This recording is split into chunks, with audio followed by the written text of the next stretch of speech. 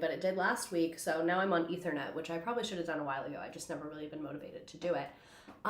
So we are here to do Gabbie Hanna part 2.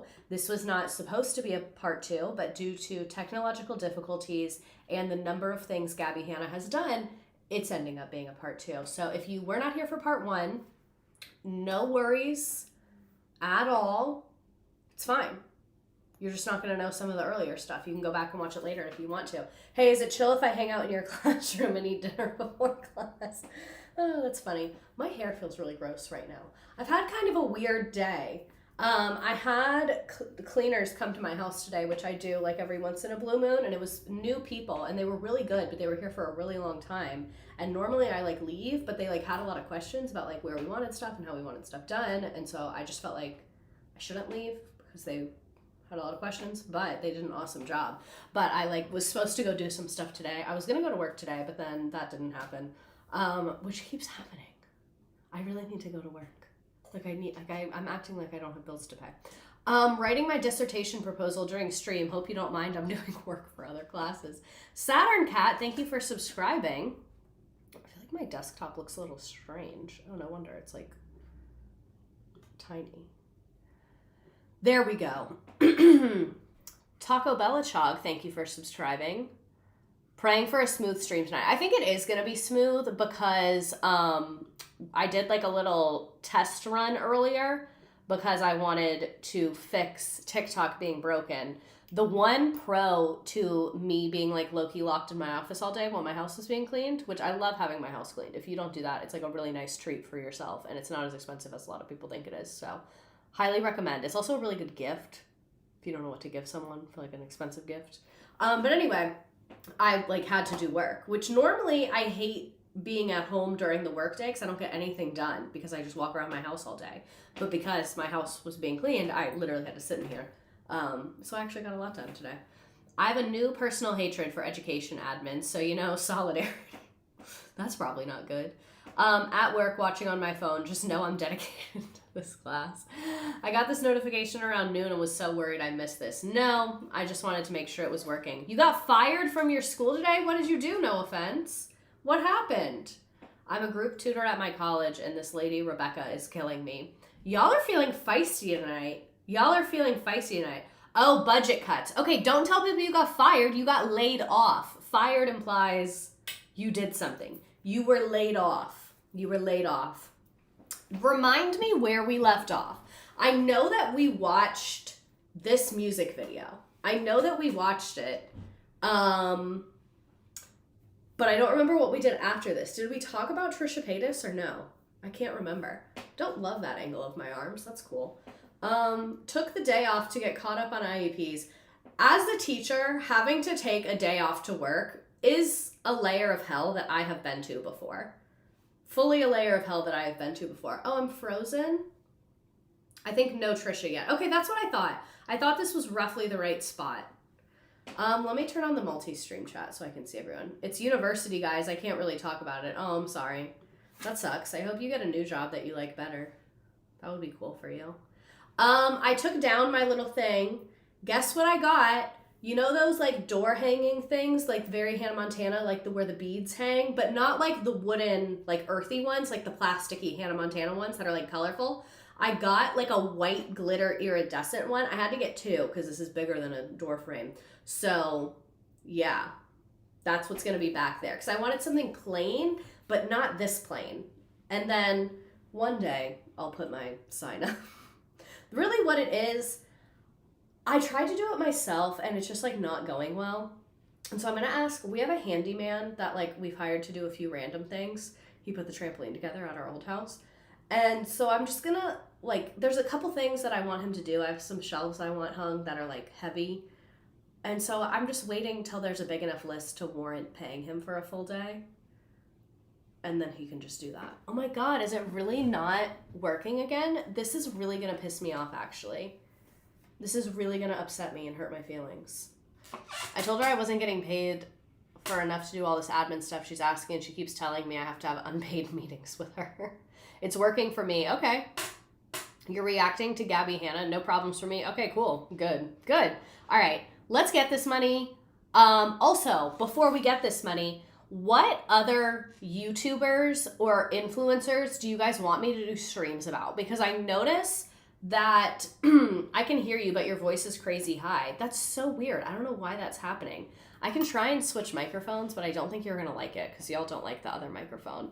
YouTube is fine. Is anyone else having voice weirdness for me? Maybe try leaving and coming back. What was I about to say? Seems like a Twitch thing. Twitch has been having problems lately. Problems. Bye, sister Jenna. Okay, so what was I about to say? Oh, every time I do... Let me put my phone on, or my thing on Do Not Disturb. Every time I do a stream about like a YouTuber or influencer, it always does really well. Like the chat is always on fire. A lot of people want to join. So I was like, let me give the people what they want. Let me write these down on my little list. Dun, dun, dun, dun, dun, dun. James Charles, Jenna Marbles. I have not done Trisha. Doing Trisha is overwhelming, but like I think I just have to do it. Where's my list? Oh, stream ideas. Colleen Ballinger's on the list. Trisha Paytas. Jenna Marbles. Jenna Marbles is going to be emotional for me. Bye, sister. Trish would probably be a two-part stream. Bye, sister's already on the list. Anybody else?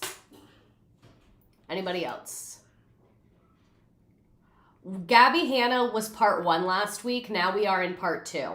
Gabbie Hanna just simply couldn't be contained. Eugene Cooney is like a little bit too real.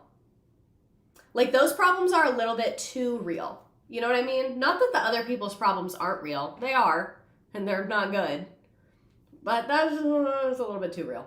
A little bit too real for me. Vlog Brothers? Who are they? The Jonas Brothers. Also, stream is gonna skip a week or do it on a different day that week because I'm going to the Jonas Brothers concert. This is the 3rd Jonas Brothers concert I've been to, just FYI. David Dobrik, Lily Singh, Nikado Avocado. A lot of these people, I don't know who they are. I think I was very disconnected from one side of the internet for a while. All right, let's go ahead and get into it. We already watched this music video, so we're not going to watch it again. This I added in, so let's pick up here. This is another piece of random lore that I found. Apparently, she faked going to Coachella. She revealed that she used Photoshop to fake a Coachella appearance on Instagram, and I think she just did that, like, to prove a point. She was like, I just wanted to show my fans how easy it is to fake things on social media. Everything can be fake.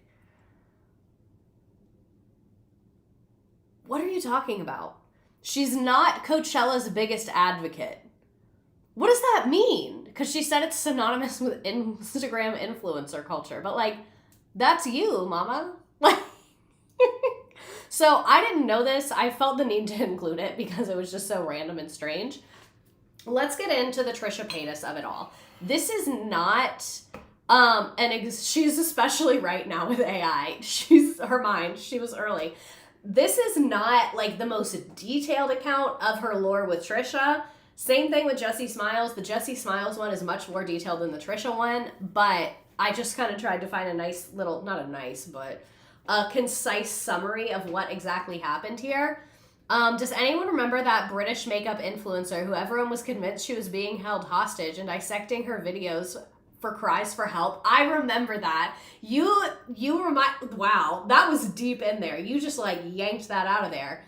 You clocked her last week when you said she's desperate for validation and finds it easier to get it from men. It's not that she even prefers male validation, because it seems like she likes validation from everyone, which is real, but it is easier to get validation from men. They're much easier to like pull that out of. So 2019, Gabbie Hanna feuded with Trisha Paytas, Trisha Paytas accused Gabbie Hanna of spreading a false rumor that Trisha Paytas had an STI. It's STI, sexually transmitted infection. Sexually transmitted disease, STD, is what's used more often, but that's not actually like the correct medical terminology because a lot of them are infections, not diseases, if you wanted to know why I said that. Where are they now about BuzzFeed? I'm going to do just BuzzFeed quitting.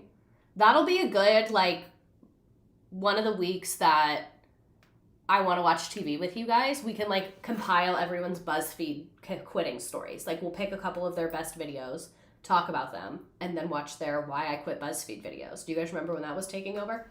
So Gabbie Hanna has been involved in a number of feuds, but a long-running one is with Trisha Paytas. Trisha Paytas has nearly 5 million subscribers. They were both a part of David Dobrik's Vlog Squad. Trisha was dating that creepy guy, Nate. What was his name? Jason Nash. Did I make that up? I feel like I'm combining Jason with Nash Greer. Is his name Jason Nash? And he's like a sad, middle-aged man that hangs out with teenagers on the internet. Yeah, Jason Nash. It's right there. There we go. So Paytas left the Vlog Squad because she and Jason broke up. So that's why she left. And then in November 2019, Trisha Paytas uploaded a video titled, Why I Don't Trust Gabbie Hanna. Which is so real. And in the video, Trisha Paytas said that Gabbie Hanna told Jason Nash that Trisha had herpes. And Trisha was like, she's spreading rumors about me. That's not true. So that's like very mean to say about someone. Whether it's true or not really your business. Like, especially because they were in a relationship. Like, really not your place to speak on. And apparently it wasn't accurate. Trisha Paytas denied the diagnosis and accused Gabbie Hanna of harassing and slandering them in a now deleted YouTube video. I'm sure it's somewhere out there on the internet, but I couldn't find it, but I didn't try that hard. Hanna acknowledged that she made the comments and said it was because she wanted to protect Jason. So she was like, that's my friend. Like, I just wanted to protect my friend. He's always begging on live. That's so sad. Do you guys think if I invited him on this stream, he would come? I think this is evil, but I think we might need to do it. We do the history of Jason Nash, and then I call him. And, like, he's there. I think he would show up. Not unless you paid him. I'm not paying him. I think he might do it for free clout. Like, imagine I'm like, can you dress up as him during the interview? That is such a good idea. Oh my God, cameo him? I'd crowdfund that. I don't want him to have money, is the thing. It's not that I need the money, which I kind of do. I don't have that much money, but it's that I don't want money to go to him. But imagine if I was like, I do a stream where we like talk about different internet celebrities. You're the highlight of the week. We'd love to have you on. And then he gets here and it's like, 40-year-old man hangs out with teenagers, just like hit after hit after hit. I simply could not stomach him. I don't think I could handle him being here the whole time. Maybe we like call him at the beginning and then we're like, okay, bye-bye.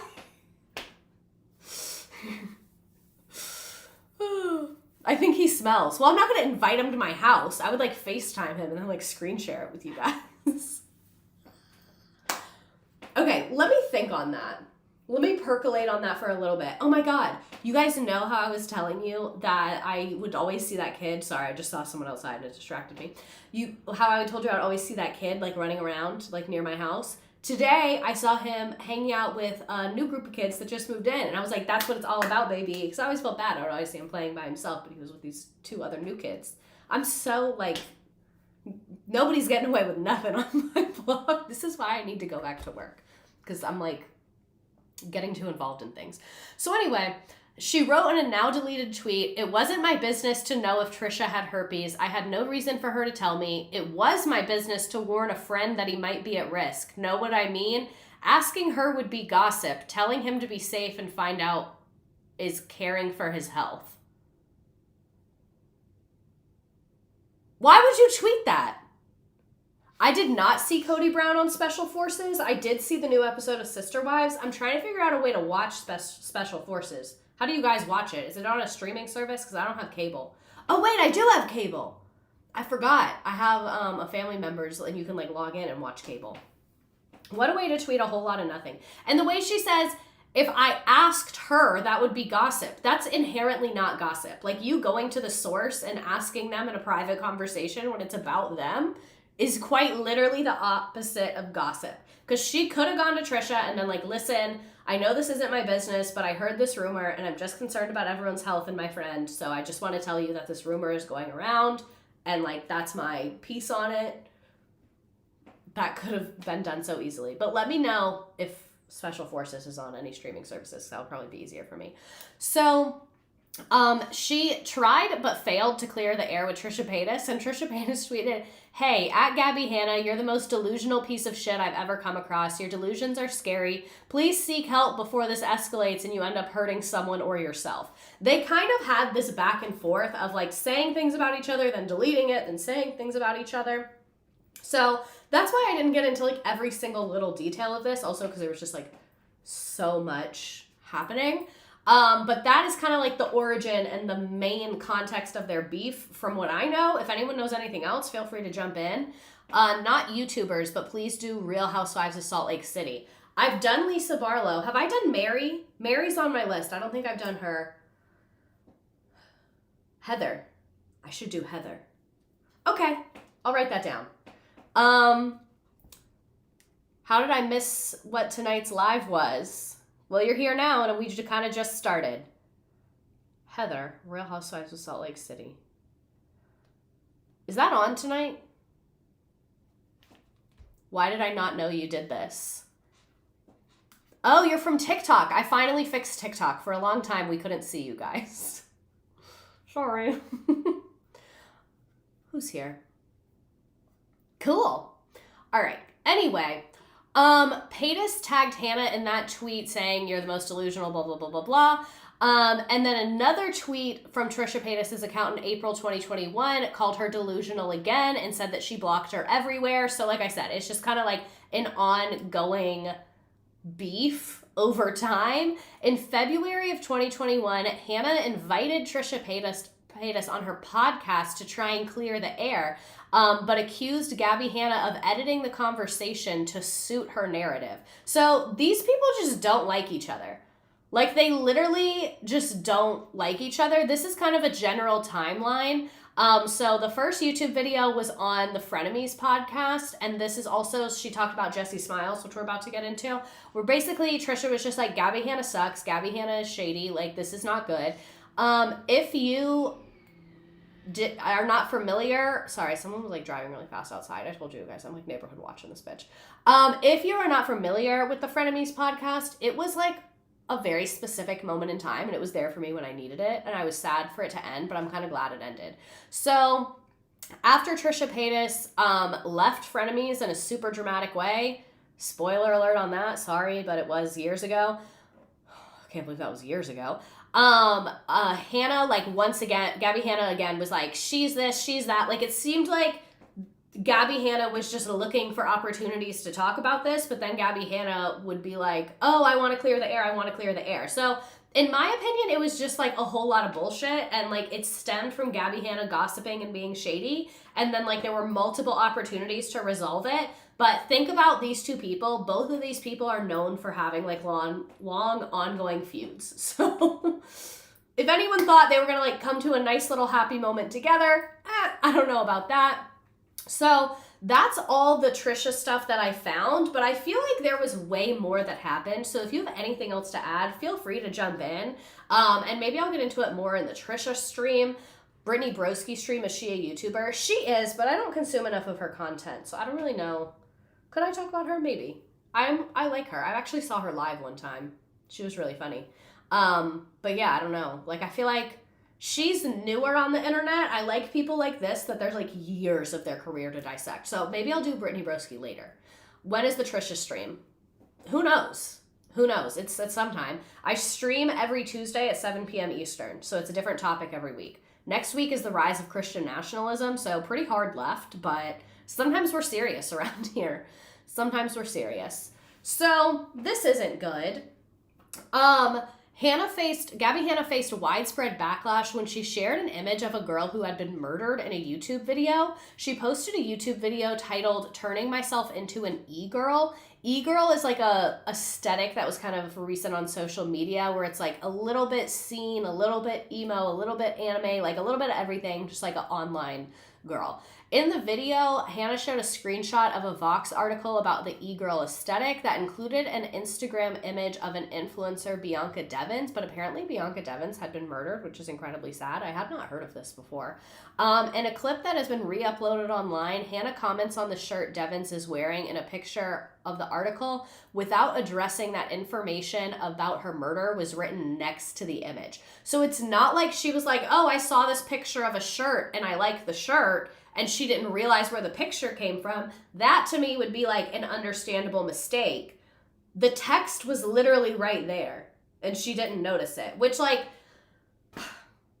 as someone who posts a ton of things on the internet, I will grant a little bit of grace here because, like, it's really easy when you're, like, making and consuming so much content to, like, not really pay attention to what's going on, which is, like, not good. Like, I see how this happened, but it's still not great. I knew Bianca Devins. I'm friends with her mom on Facebook. It's a really sad story. That is really sad. Literacy crisis in action. No, for real. Like, she just didn't read it, which is... She faced intense backlash of showing this image without context, and people said it was insensitive. I do think this is incredibly insensitive. People demanded that she apologized. In the apology video, she said she completely missed the paragraph, and she sent a private apology to the family. The video is no longer available. It says it was made private. So this, to me, was like a human error that's not good and mean and harmful and, like, can create real turmoil for people. So it's not okay. But I feel like if another person did this, people wouldn't have been as upset. I think because Gabbie Hanna had, like, a history of being insensitive, that's why people, like, were really offended at this. I think if other influencers had done this, people might have been a little more forgiving, or, like, less people would have jumped onto it, because it does seem just like a genuine error. It's careless and it's unprofessional, and if this is your profession, that's unprofessional. But, like, everyone's human, everyone makes mistakes at work, and, like, everyone does unprofessional things sometimes, whether intentionally or not. But that's a good way to say it. She's a chronic mark misser. It's like, if Jenna Marbles did this, I feel like people would have been much more forgiving because Jenna Marbles, like, hasn't done stuff like that before. But it's, like, unfortunately really on brand for Gabbie Hanna. So lots of people covered the backlash over this. Angela Oles, who had previously criticized Hanna for her feud with Rachel Oates, if you remember, it was about, like, the poetry thing that we talked about last week. Basically, Rachel Oates said Gabbie Hanna's poetry was bad, and then Gabbie Hanna, like, freaked the fuck out. And, like, sent her fans going after Rachel. It was, like, really intense. So a year later, Oles feuded with Hanna on Twitter again, calling Hanna a bully for lashing out at Oates. During the feud, Hanna refuted to Oles' criticism of her e-girl video. In now deleted tweets seen by Insider, Hanna accused Oles of ignoring calls from Devin's mother, who was purportedly hurt by Oles' coverage of Hanna's video. So, like, I really don't like these people for this. Like, I'll be honest, I do not like the way that this is shaking out, because, like, at the end of the day, a girl was tragically murdered, and, like, you continuing to talk about it and make content about it and address it, I guess I'm doing that right now too, but the fact that they, like, fresh off when it happened, were just, like, still going after it, and especially because these people had already made content of, like, making fun of and feuding with Gabbie Hanna, it just feels like they were waiting for Gabbie Hanna to slip up, and, like, they're like, how do I exploit this moment that Gabbie Hanna slipped up, rather than being like, this is a genuinely sad story, I shouldn't be talking about it unless I'm doing it in a mindful way. And it doesn't seem like they were doing it in a mindful way. Like, I like to think I'm doing it in a mindful way, but I guess if her parents don't want people talking about it, I should probably not be talking about it. But did they say that? I looked it up and I didn't really see it. I think they just didn't like people making, like, so many dedicated videos to it. And so, yeah, if an influencer fucks up and it puts genuine people's feelings and families, like, in a bad place, you being like, look what they did, and bringing more attention to it is, like, you're not coming across as, like, the beacon of stability and love that you think you are. So, and the other thing is, Oles tweeted that she was never contacted by the family, and then she did not respond to Insider's request for comments. So I don't know. This all just feels like a lot of people being on top of this really sad, tragic situation. So Hanna lashed out at multiple YouTube drama channels saying they need to be held accountable for the way that they've spoken about her. In June 2021, she posted a video titled "Hold T Channels Accountable and Justice for Bianca Devin." So then it seemed like the family asked you to stop talking about it, and she's just still talking about it. That's what, like she didn't have to keep bringing this young woman up. She reported that she defended her response to the backlash. So like she's still not really doing great here. And she said that the drama channels have created a culture of exploitation, mental abuse, and gaslighting. And then eventually the mother of the girl tweeted that she did think Gabbie Hanna deserved an apology after being attacked by these drama channels. So the whole thing is just like a lot to me. Like, this situation is incredibly sad. I think a lot of people handled it very, very, very, very poorly. And it's just not ideal. And I hate that this family probably got like re-traumatized from it. But I guess it's good that it seems like the girl's mom and Gabbie Hanna got on the same page. But I kind of think the drama channels, like, and I think this is true of a lot of drama channels, they really just like to capitalize on people's suffering and people being like canceled and called out. And I think it's just kind of a lazy form of content, in my opinion, which some might say this is that same thing, but I don't know. To me, it feels different. So this is not about that situation and that girl, because in my opinion, if she truly cared about that situation, she would have done like meaningful work to help victims. You know what I mean? But instead she like went after drama channels. So it's like, okay, you're only going after the thing that affects you, rather than being like, I made a mistake, let me bring awareness to like violence against women and these things that happen, and going that direction. So a lot of this video, she's just talking about drama channels and things that have nothing to do with that girl's tragic murder, even though that situation kind of spurred this. So I don't want to say we're like moving past that, but this is about drama channels in general, not about that specific situation, is what I'm trying to make clear.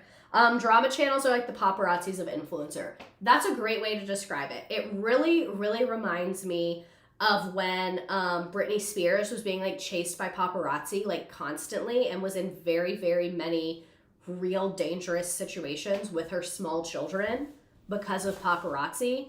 That's incredibly sad to me, and drama channels kind of give that same vibe, in my opinion. Fuck you! Is they will deflect onto you as hard as you can. Point the finger, pull the trigger, throw them off your trail. You'll get yours eventually. Straight up, everybody, go back and listen to Glass House again. They were like, why are you still going at this girl? Like, relentlessly. She can't fucking stop. And it's They're because when rage she baiters. talks about me, she gets hundreds of thousands to millions of views. And then she posts a little makeup get ready with me and gets 4,000. That's why she cares about my art. She's not a fucking artist. So you see, this is like just her because she has no going after these channels that go after her. This was the height of drama channels too. I accept my criticism from talented, smart people, not abusive, toxic, exploitative bullies. And I also think these are high school fucking bullies on YouTube. Just like person on the internet to person on the internet, like, you leaning into it makes it worse. Like, if you don't like what people are saying to you and talking about you, you feeding into them and giving them more things to talk about, I was thinking sunflower is like not gonna help the It was situation. something for bloating. It was like sunflower something. Dandelion root, that's what it was. So this is just kind of like random clips of her during this time, like I made sure to 2017, 18, 19, 20. Hey, everybody just calm down. My name is Gabbie. I am a vaudevillian. If I was trapped in the 1940s and I could bring one thing from 20, I can recognize she can't let it go because she feels wrong, but she should have just put it down. That's what I mean. Like, it seems like she has like an inability to just like let it go and move on. Get some help. Summer. Give me a rough estimate of how many sunburns you have in your life. When I was younger, I would get sunburnt like relatively a lot. So you're at a very high risk already. But like now, I literally don't burn at all. No, you're very high risk now. That's it. I'm so much happier tan. I literally think that it's She does tanning beds too. Fuck being good. I'm a bad bitch. And I'm sick. A motherfucker's trying to tell me I how to live. I feel so much empathy because, like, that's been me before, and just thankfully it's never been on the internet. I'm so scared, children. She handled this as poorly as possible. What is so scary about me? She sounds like she's about to start rapping. It seems like she's lacking a personal outlet. And, like, journaling is great. Mom, can you pick me up? Journaling, I think would journaling not is want really to undervalued. pause myself. And it opened up my eyes, I saw the sign, life is demanding, without understanding. But why don't I burn now? Maybe you stay out less. Definitely not. Maybe you wear some sunscreen. 0. That's why people who are fair skinned and have X number of moles on their body, you know, people who have a lot of freckles. I have so many moles. I have a lot. I'm at like a very high risk of skin cancer. It's not good. Was that titty we just saw? And then she's like, I'm so strong. She has like, I didn't really get into this, but there's like a lot with her and like eating and like posting her meals and body stuff and weight stuff. There was just enough for us to talk about that I didn't feel like we needed to get into that. And I don't want to hear You can't be bad at journaling. I'm acting different. She just needs like real I have friends. this mole looked at so many times. This does not look normal, but that is cancerous. How do you know? Look at it. Did you ever get it? Look at it. No, they won't. But they always Why? just look at it and they say it's fine. I'm like, look at it. And I went to 3 different doctors. And I'm Were like, they listen. dermatologists?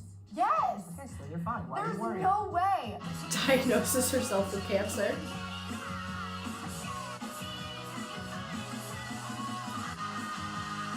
It's just a lot. I called an ENT. Because And there was a lot with her really hair. Do you have a primary care doctor? No. Okay, you should have a primary care doctor. I just like, why would I ever go there? Okay, that is kind of a good point, because every time I go to a primary care doctor, they just give me referrals. Like, they won't help you. I guess me and her having that in common is not great. So, like, we all do this. It's fine to do that. It's the fact that it seems like 25/8 is online. Like, everything she's doing is online. Like, we all do this. We all do this. Doing this is not weird. But it just seems like she's really blurring the line between, like, offline and online. Like, they make me fill out all that paperwork, and then I come in. 100% we read the charts. None of my doctors read that. Why is my body so crooked? Like you guys are seeing, I'm doing this as evenly as possible. And my right hand is so much freaking... Those few days where she was posting hundreds of times a day Yes. was so alarming. Use me. And, like, With that average growth. I can't imagine living alone and like doing social media, because then you like film anywhere in your house. Like, I have to be conscious of like when a camera's on me, because like I live with my fiance and like, you know what I mean? Like, I have another person in my space. So it like, I'm not, you know what I mean? But I feel like if you lived alone and being like a social media person, you work from home. Like, that's where you do your work. I can completely see how this happened. And I just feel a lot of empathy for it. I just felt like this needed to be in here.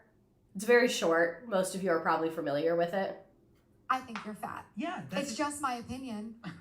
I'm not bullying you. I'm just giving you a opinion. I think you're ugly. I think you're fat. I think you're stupid. So she's not saying that. She's referring to, like, people say that to her. She's, like, pointing out how hypocritical a lot of, like, the tea channels and drama channels are. So let's get into the Jessie Smiles drama. This is going to be a summary. It's a very long, but I'm still skipping a lot. Like, this could be its own stream, so if I leave something out, I'm sorry. She had a boyfriend at this time, didn't she? That's one thing I will say. It doesn't seem like her romantic life was really the centerpiece of her content. So she did have, and we'll talk about, a couple different relationships at different points in times, but her relationships were never like at the forefront of her drama or of her like content or career or whatever. So Jessie Smiles drama. Gabbie Hanna posted nearly 8 hours of content on YouTube in the past 2 weeks, including a full 3-hour phone call that she said took place between her and Jessie Smiles in June of 2020. The information overload on YouTube is a part of her series The Confessions of a Washed Up YouTube Has-Been.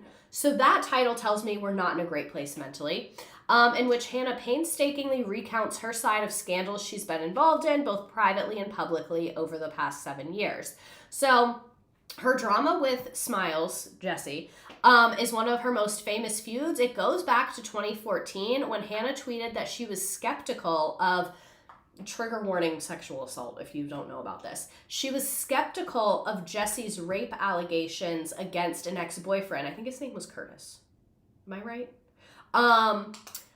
But the boyfriend, or the ex-boyfriend, was later found guilty of assault. Jessie responded to Hanna leaking the phone call with, "Gabbie Hanna will never stop," and an hour and 20-minute long plea for her to stop talking about the 2014 rape case.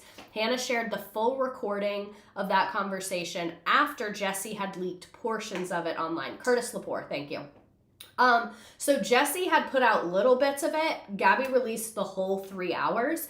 Jessie declined to comment for the article. Gabbie Hanna also declined to comment. This is one really long article detailing the feud between them. So here's what led to Hanna posting the 3-hour phone call, which Jessie did say was real. So Gabbie and Jessie's relationship began in 2014. They began during the Vine era. So they were blowing up. They moved to LA. They were making it big as influencers. Jessie had 1 million followers on Vine within 4 weeks by August 2013 and was in a relationship with another Vine star, Curtis Lepore. If you remember them meeting, they were like internet friends, and then they met each other at a meetup and started dating immediately. So it was like a lot. Like, it was not an organic relationship. I mean, I guess it kind of was, but you get what I'm trying to say. Like, from the jump, it was very public. That's what I mean by non-organic. Like, it's not like they had a private organic relationship and then became famous. They like very much met each other in the context of Vine and fame. Curtis Lepore was arrested in October 2013 after he admitted to raping Jessie on a call that was recorded by the police. He later took a plea deal on a charge of felony assault, and the charge was dropped to a misdemeanor within months later. So that's very typical. Even though he literally confessed on tape, still got dropped to a misdemeanor. This is why when people say like, oh, fake allegations, who the fuck is making fake allegations? Because even real allegations don't even really get punished. So what's the point?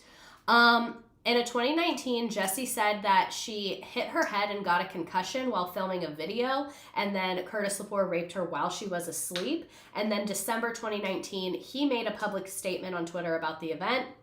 TMZ broke the news in 2014. That day, Gabbie Hanna tweeted multiple times about the situation. So like, from the jump, no. From the jump, no. The day it was publicized, Gabbie Hanna made multiple tweets. Multiple. The only tweet you should have made is like, I stand with all victims of assault. This is not right. Where was I? Sorry, the chat was distracting me. At the time, Gabbie Hanna had not met Curtis Lepore or Jessie Smiles and was still working in a sales job in her Pennsylvania hometown.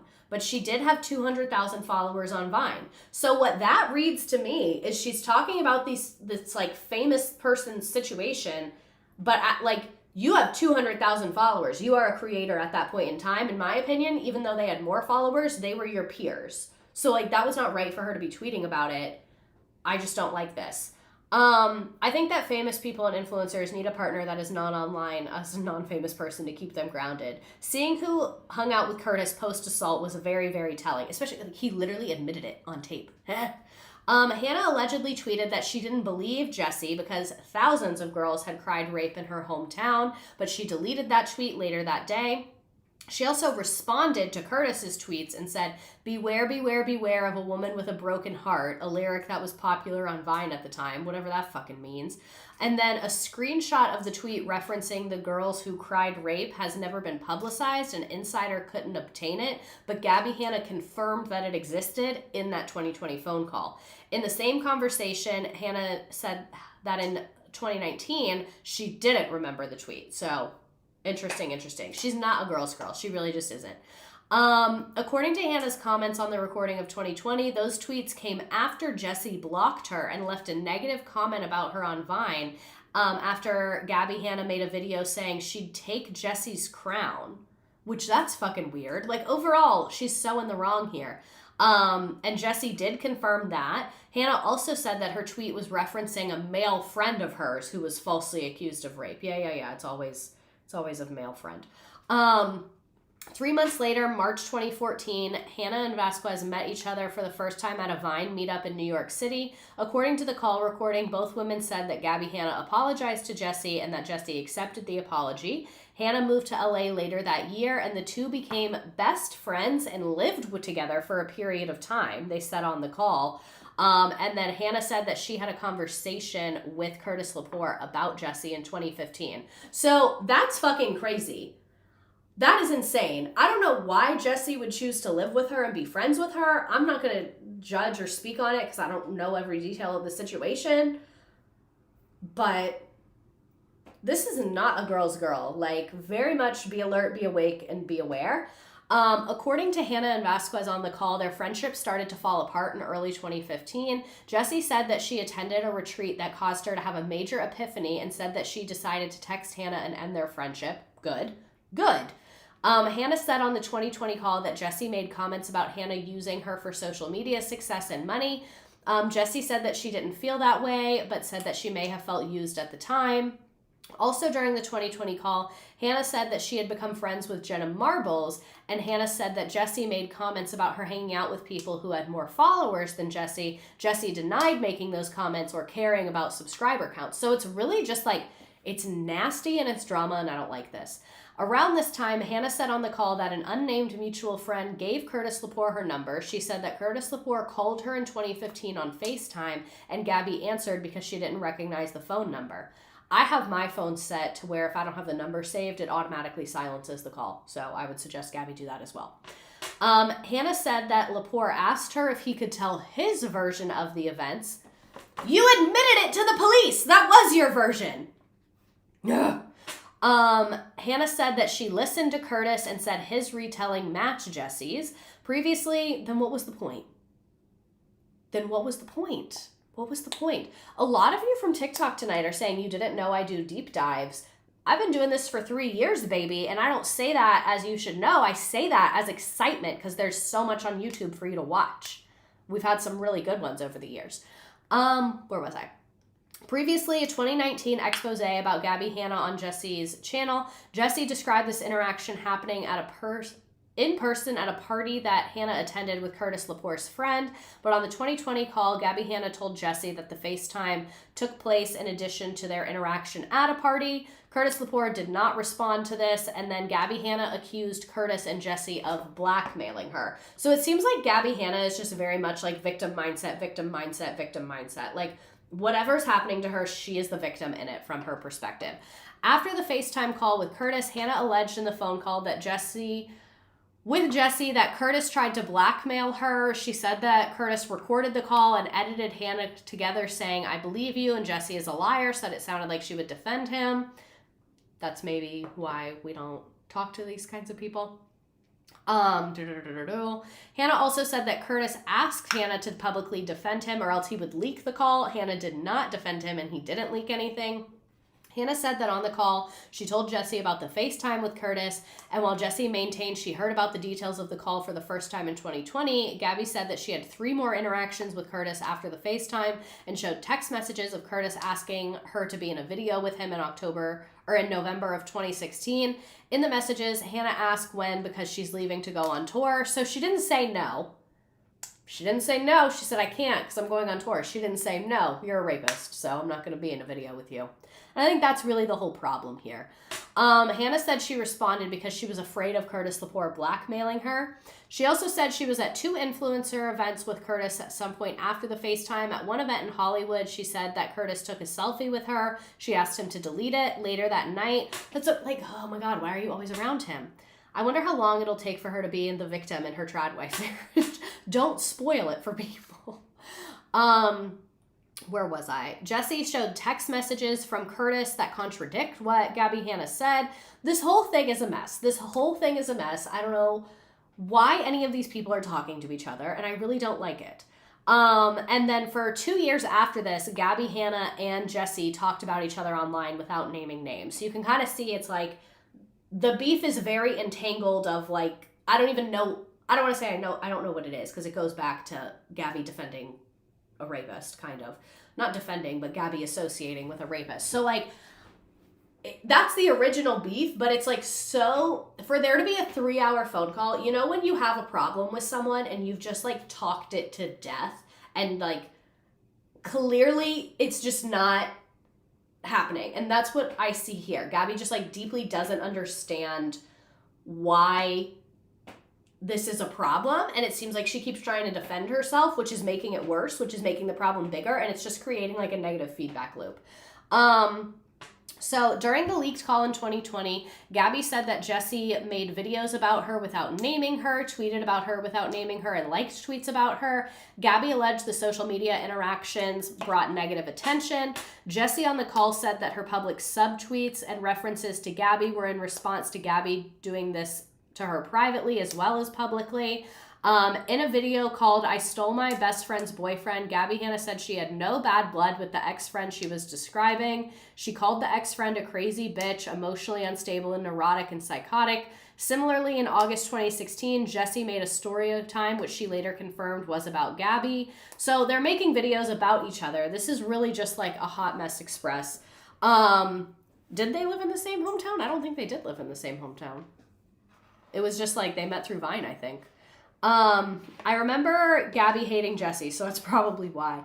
Jessie said that Gabbie also reached out to Jessie's ex-boyfriend, the one that the story time was about, on OkCupid, of all websites. The ex-boyfriend was not Curtis. It was a different guy, so like that's also fucking weird.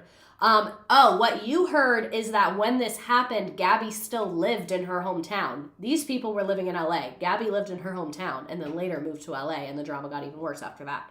Hanna said that the ex-boyfriend would vent about Jessie, and Hanna suggested that they have sex to spite Jessie. Apparently they did not have sex. Like we shouldn't know any of this. Like the fact that this is in an article, we should not know this. So they're both basically talking about each other a lot. They said that they were on good terms privately in 2017, but then in 2019, the feud exploded. So obviously the phone call came out later, but a lot of what we know is from the phone call. That's why the timeline on this is like a little bit funky and weird. So in a February 2019 video, Jessie said that she and Gabbie Hanna both hurt each other. They were not good friends to each other. Hanna said in a recent YouTube video that she wanted the information removed from Jessie's video. 8 months later, this is when she was feuding with Trisha Paytas. Trisha Paytas was using they, them pronouns. I don't know if she still is or they still are. I think she said, or she or they said they use both. They, being Trisha Paytas, have changed a few times. So I'm trying to do right here, but sorry if I'm not up to date. So that drama was going on. So a little bit in here is about the Trisha Paytas of it all. And so that's why I did Trisha Paytas' first, even though it came a little bit later in the timeline. There was a video, why I don't trust Gabbie Hanna. Basically, this is just to show like repeated behavior of what's going on here. As Insider reported, Hanna started DMing messages to a Twitter user whose name is Deanna, telling her that she never tweeted in support of Curtis Lepore. Deanna told Insider that she felt Hanna was being manipulative. Deanna tweeted an apology for her tweet about Gabbie Hanna, but Jen Dent noticed and connected Deanna with Jessie, who subsequently posted a video called "Gabbie Hanna Needs to Be Stopped." So like, it's very messy. And if you're confused, I'm confused too. Later on the 2020 call, Gabbie said that it was Jessie's fault that Gabbie was being called a rape apologist and being told that she had collaborated with Curtis. Jessie didn't call Hanna a rape apologist or say that she collaborated with Curtis. So basically it seems like what Gabbie does is when she has like negative public reaction to something, whoever is involved in that thing, she's like, it's your fault the public is mad at me. Rather than being like, oh, thousands of people are mad at me, maybe I did something wrong, she like victimizes herself to it being the other person's fault. Gabbie also described Jesse's video as a disproportionate reaction to Gabbie having a conversation with a former fan. Also on the call, Jesse confronted Hanna about whether she had actually tweeted that in 2014, which she said she did. By the time the call took place, Hanna had publicly and privately denied the tweets existed, but then admitted it on the call. And she even falsely claimed that all tweets would have been archived on the internet's Wayback Machine, but the database does not have any screenshots of any of Hanna's tweets pre-2019. It's like volleyball for her. She can't walk away. In the 2020 call, she denied that she had been lying. She said that any mention of the tweets was deflection. She said that Jesse slandered and abused her to ruin her career, so like very much victimizing herself. Yeah, this is a lot. Some of this is getting a little repetitive, so I'm going to skip ahead a little bit. But Gabbie Hanna did start calling Jesse an abuser and claimed that Jesse pressured a teen fan for a video, and Jesse denied that on Twitter and claimed that Gabbie claimed that Jesse had abused her. So this is just a lot. I'm glad I stopped watching her before all this happened. Same. This culminated in a widely memed podcast that Hanna posted hours before the leaked phone call took place, where she called Jesse high school fucking bully. You guys know this thing that we watched, and said it was a hate campaign. Later that day on the 3-hour phone call, Gabbie accused Jesse of putting negative videos out about her while she released music in order to derail her career. This is a lot. And then Gabbie said that she wants Jesse to help her fix her tarnished reputation. And Gabbie Hanna said on the call, I damn near killed myself because she was being called a rape apologist. So like, this is just a lot. How much more of this do we have left? I'm stressed. Okay, there's only like 2 slides left, thank God, because this was like too much for me. I want to see you with all your 40 million tabs about Gabbie Hanna researching for this. It was hard.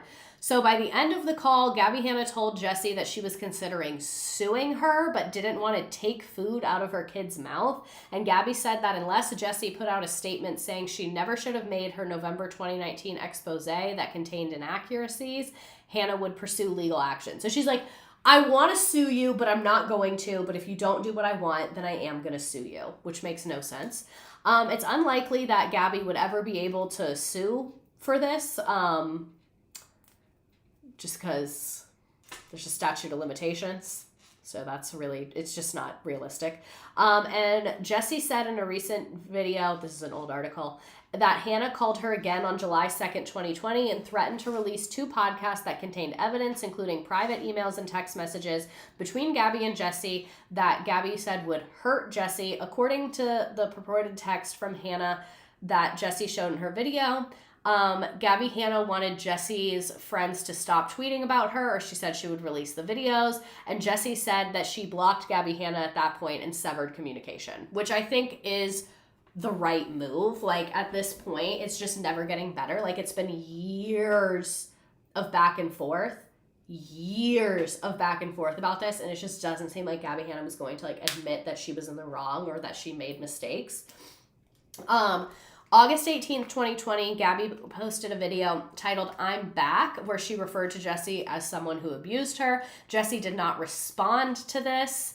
And aside from several tweets denying the claims, Jesse did not speak out about Gabbie again until June 7th, 2021.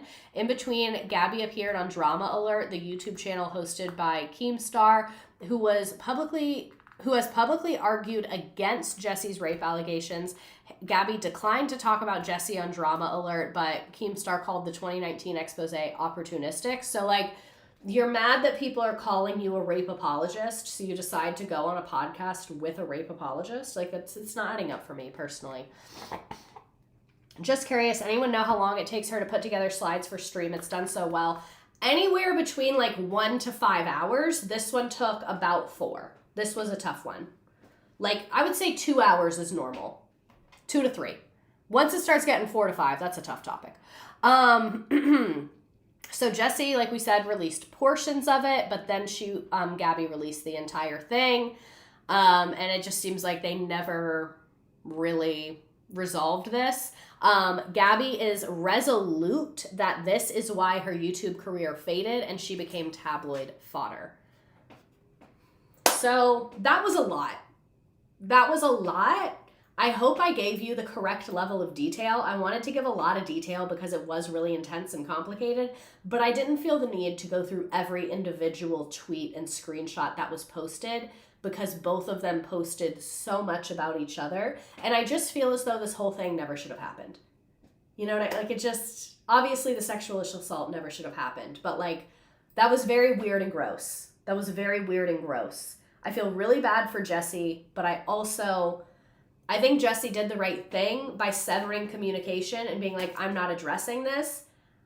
I think it probably would have been a lot better for Jessie if she had done that a lot earlier, but you know, hindsight's 2020. I get it when people are talking about this. I don't know. It's just like, I hate how Gabbie kept like victimizing herself in the situation when Jessie is the real victim in the situation. Jessie was the victim of sexual assault and Jessie like is continuously getting re-victimized by it being brought up again because every time it's brought up, people are denying it and gaslighting her.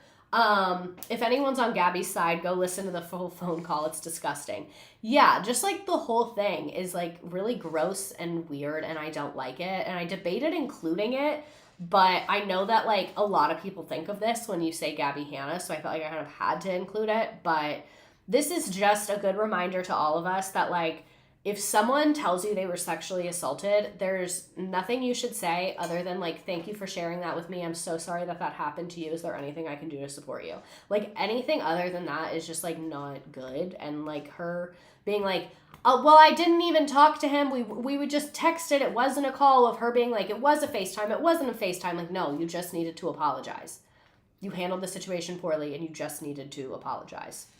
Gabbie's just a mean girl cosplaying as a girl's girl. I don't even think she's cosplaying as a girl's girl. I don't even think she's doing a good enough job of that. So the rest of the stuff about her is like pretty anticlimactic except for her manic episode that we watched a little bit of in that video.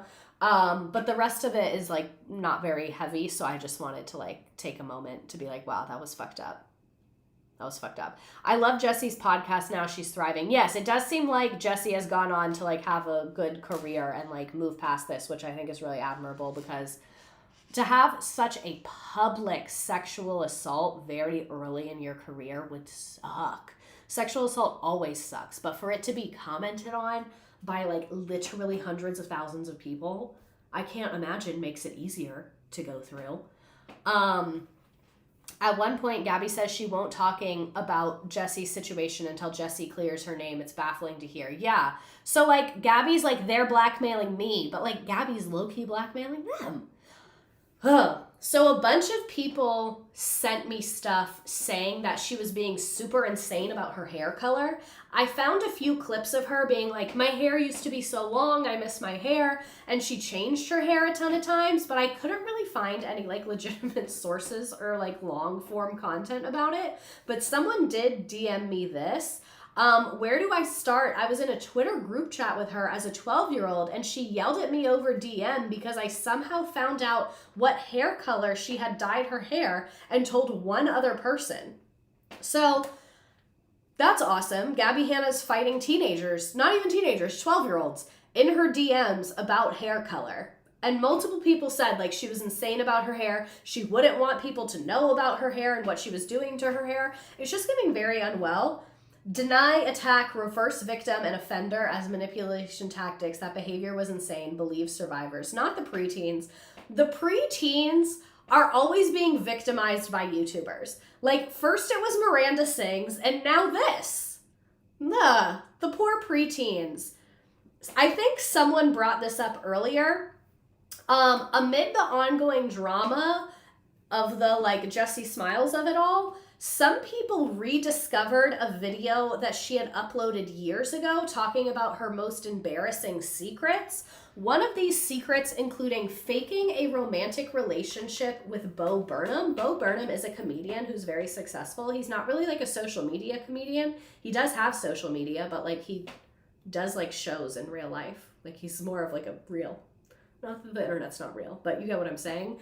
Hannah created a fake Facebook account posing as Bo Burnham, photoshopped herself in a picture with him, set it as the profile picture, and then accepted the relationship request from the fake account to her personal profile. So that's not normal. This video is from 2021, but it's about the old stuff. I just watched the new Bo Burnham special, and I can't stop thinking about how Gabbie Hanna stalked Bo Burnham when she was in college. She made a storytime video about it. It's still on her channel, called My Embarrassing Secrets. Basically, she lied to all of her friends when she was in college and said that she was dating Bo Burnham. She even created a fake Bo Burnham Facebook profile and set it so that they were dating with a fake profile picture that she photoshopped. She would use the account to like her pictures, and people actually thought that they were dating. Keep in mind, this was a long time ago, so it was like earlier internet time and like easier to fake stuff like that, and people were, I think, like a little more gullible. She eventually went to a meet and greet of his where she gave him her phone number on a fortune cookie. She hit on him a lot, and it was really uncomfortable for everybody involved. But when she was there, she got an actual picture of them together, and of course she changed the profile picture of the fake Facebook account so it looked even more real. It got to a point where fans of Bo's thought they were actually dating, and they edited Bo Burnham's Wikipedia page to say that he was dating Gabrielle Jeanette Hanna. In the video, she's like, "Oh my god, this is so cringy, I can't believe I did that," but like, we believe it, Gabbie. I need to hear from her sorority sisters. That's a phenomenal point. So that was so random, but like, cause it came out during that time, that's why I put it there, and I just don't like it. And her Confessions of a Washed Up YouTube Has-Been series was very poorly received. Various content creators mentioned in the series made videos disputing this. And then in 2021, Gabbie announced that she was going offline entirely in a lengthy caption underneath a video showing her singing in a bathtub. In the caption, she discusses the criticism of her series and her mental health, saying, "In starting the series, I was also just starting treatment." Like, then if you're just starting treatment, don't post a long ass series like that. Like, who is providing this treatment? Who's providing it? Is this a Patreon chat on the screen? No, it's like an anyone chat. I think TikTok doesn't come up on the chat. I think just Twitch maybe comes up on the screen, and maybe YouTube. I don't know. I really can't say. She literally used it to dump on people and play victim again. That's why. So in the I already read that, sorry. She said, "As I was editing, I was able to look back at situations I was describing and recognize how my lack of understanding and treatment exacerbated otherwise trivial situations. I began medicating shortly after I finished filming, and it changed my life." Like, what? What do you mean? What do you mean? Hanna stopped posting her typical lifestyle content on YouTube, but continued to post new music on the platform over the following months. And then in early 2022, she briefly co-hosted a podcast with reality star Farrah Abraham. I couldn't even get into this. My brain was like, I can't even go there because we already had so many slides. Hence why this is 2 parts. Farrah Abraham was from 16 and Pregnant and Teen Mom.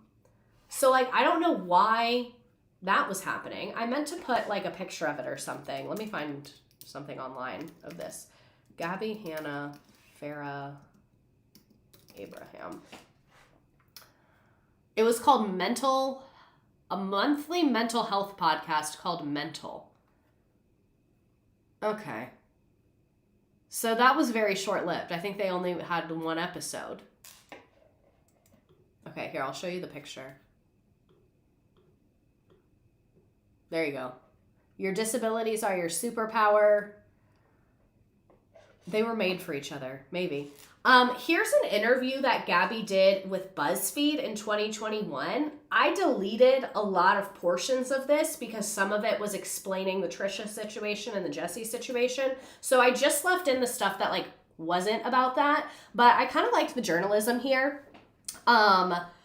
And honestly, BuzzFeed does have some good, effective journalism. So this is the BuzzFeed author.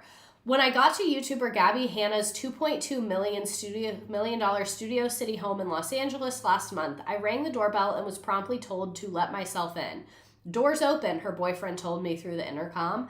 Their 2 cats sitting on a tall scratching post barely lifted their heads, leaving me to walk through Hannah's home on my own, hoping to find her. She wasn't in the living room, which had a framed print of the word cunt written in cursive sitting next to an emerald couch. And she wasn't in one of the 2 recording studios in her home where she records her podcast, Burnout with Gabbie Hanna, one of which is decorated with awards from YouTube and a framed printout of her placement on the New York Times bestseller list. I finally found her upstairs in her bedroom getting her makeup done for our photo shoot, wearing cutoff jeans and a vintage Queen t-shirt, while her publicist, the makeup artist, and the photographer's assistant made a semicircle around her.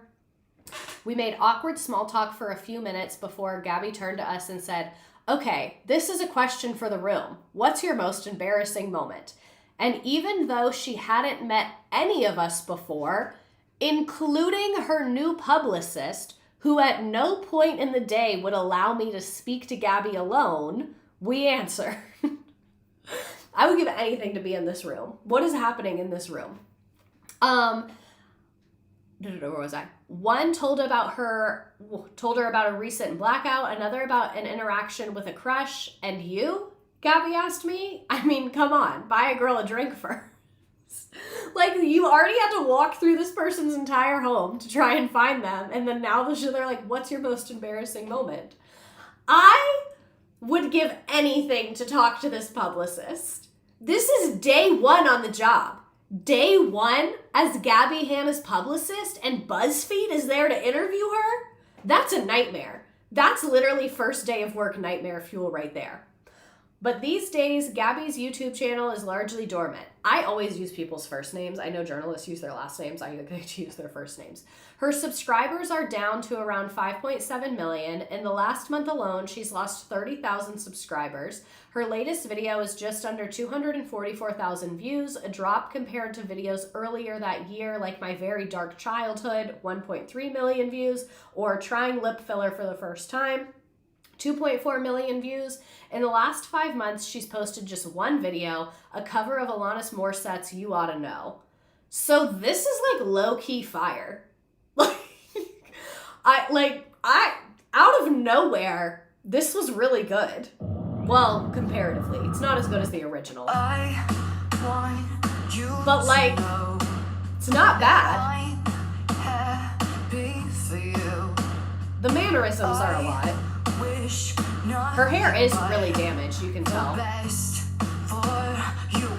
To give credit to the publicist, I would also not allow the journalist to speak to her.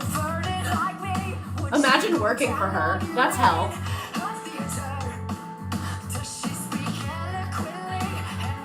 Most publicists have multiple clients though, which would make it like a little bit better. I wonder how different the trajectory of her career would be if she only pursued music.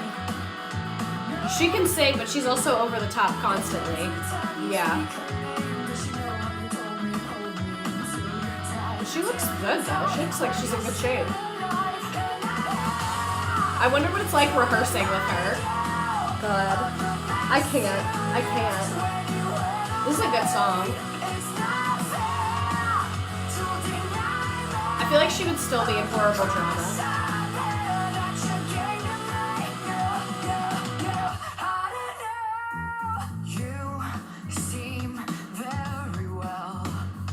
So you get it. Pretty good. She's not bad. This is pretty good. Low-key a Trisha Paytas arc. So I skipped over a really long paragraph talking about Trisha Paytas and other random lore and the makeup brushes and all of that. But the paragraph ended with this just like random aside that caught my attention. Gabbie Hanna also had to apologize for tweeting, "If I could be any animal, I'd be Beyonce." You know that song because it's a very famous song that Gabbie covered. It's not her song. It's Alanis Morissette's song. What do you mean if I could be any animal, I'd be Beyonce? Like, no one made you tweet that. Like, what? So the paragraph that we skipped didn't talk about this at all, and then it wasn't addressed later. So as random as it felt to you, that's how it, like, the microaggressions. This is macro to me. This is pretty overt. What did she mean by that? It does sound racist. It does sound racist. I'm not into it. This is still that same article. Then in 2019, she became embroiled in her most serious controversy with Jessie Vasquez. Curtis didn't respond to an interview for this either. She was labeled as a rape apologist. We know this. She said, "Who didn't I apologize to? I gave Jessie Smiles an apology. I gave Beyonce an apology. It feels like I'm always dishing out apologies and I've never received one. And that to me feels a little chaotic." Oh, that's chaotic, all right. She's like, everyone's always mad at me. Weird. A Beyonce is horrifying. Oh my God, I didn't even notice that. I'd be a Beyonce. You're right. It didn't just say I'd be Beyonce. It said a Beyonce. It's not funny, but I'm black, so I'm cackling at the audacity. I'm telling you, MLM mean lesbo misandrist, like, why would you tweet that? Why would you tweet that? Like, look inward. Look inside. Like, Jesus Christ. The fact that she's like, I had to apologize to Jessie Smiles and Beyonce. If two people that are so different and never cross paths both hate you because you've offended, Beyonce probably doesn't even know or care about this. I'm sure Beyonce doesn't keep up with these things. She has better things to be doing. But still, for both of these people to have a wrong against you, what does that say about you? What does that say about you? No, because a Beyonce made my jaw drop. As if there's more than one. There's one singular Beyonce. Well, actually, I know multiple people. Not know them, but I know that Beyonce as a baby name is a trend. But still, you get what I'm saying. Oh, God, she's the worst. The allegations levied against Hanna range from tedious makeup brushes to sincerely awful, ignored her friend's alleged rape. It was a real rape. He admitted it on tape. They're not worse than those about any of her counterparts. She's a manipulative asshole. Take a number. She's insincere. Who isn't? YouTube helps the worst of humanity float to the top and rewards them for their worst behavior. Take instance for Logan Paul. We know about this, the suicide forest. We talked about this in my stream about influencer apologies. So why should Gabbie Hanna be treated any differently? I started on YouTube as being a dramatic, loudmouth, confrontational storyteller, and that was the version of me everybody loved. At some point, I started hiding myself and being silent because I was so afraid of what people would say. I didn't have anyone backing me. I just wanted to be my fucking self. This is still that same interview. On her bedroom walls hang 2 framed portraits of Freddie Mercury. One of her cats is even named Freddie Percury. The other is Radio Gaga. Those are good cat names. Hanna loves Queen, loves Mercury's music, but specifically she admires his I don't give a shit attitude. I like looking up interviews where he's telling people off. I watched as she put on a strapless black leather dress, a clear raincoat, a lucite bow tie, and treacherously clear high heels for the shoot. Hanna applied a dual-tone lip, red on the top and black on the bottom, something that she's trying to make her signature look. She smiled at herself in the mirror, teased her hair, and said, "Everyone made fun of Freddie Mercury too."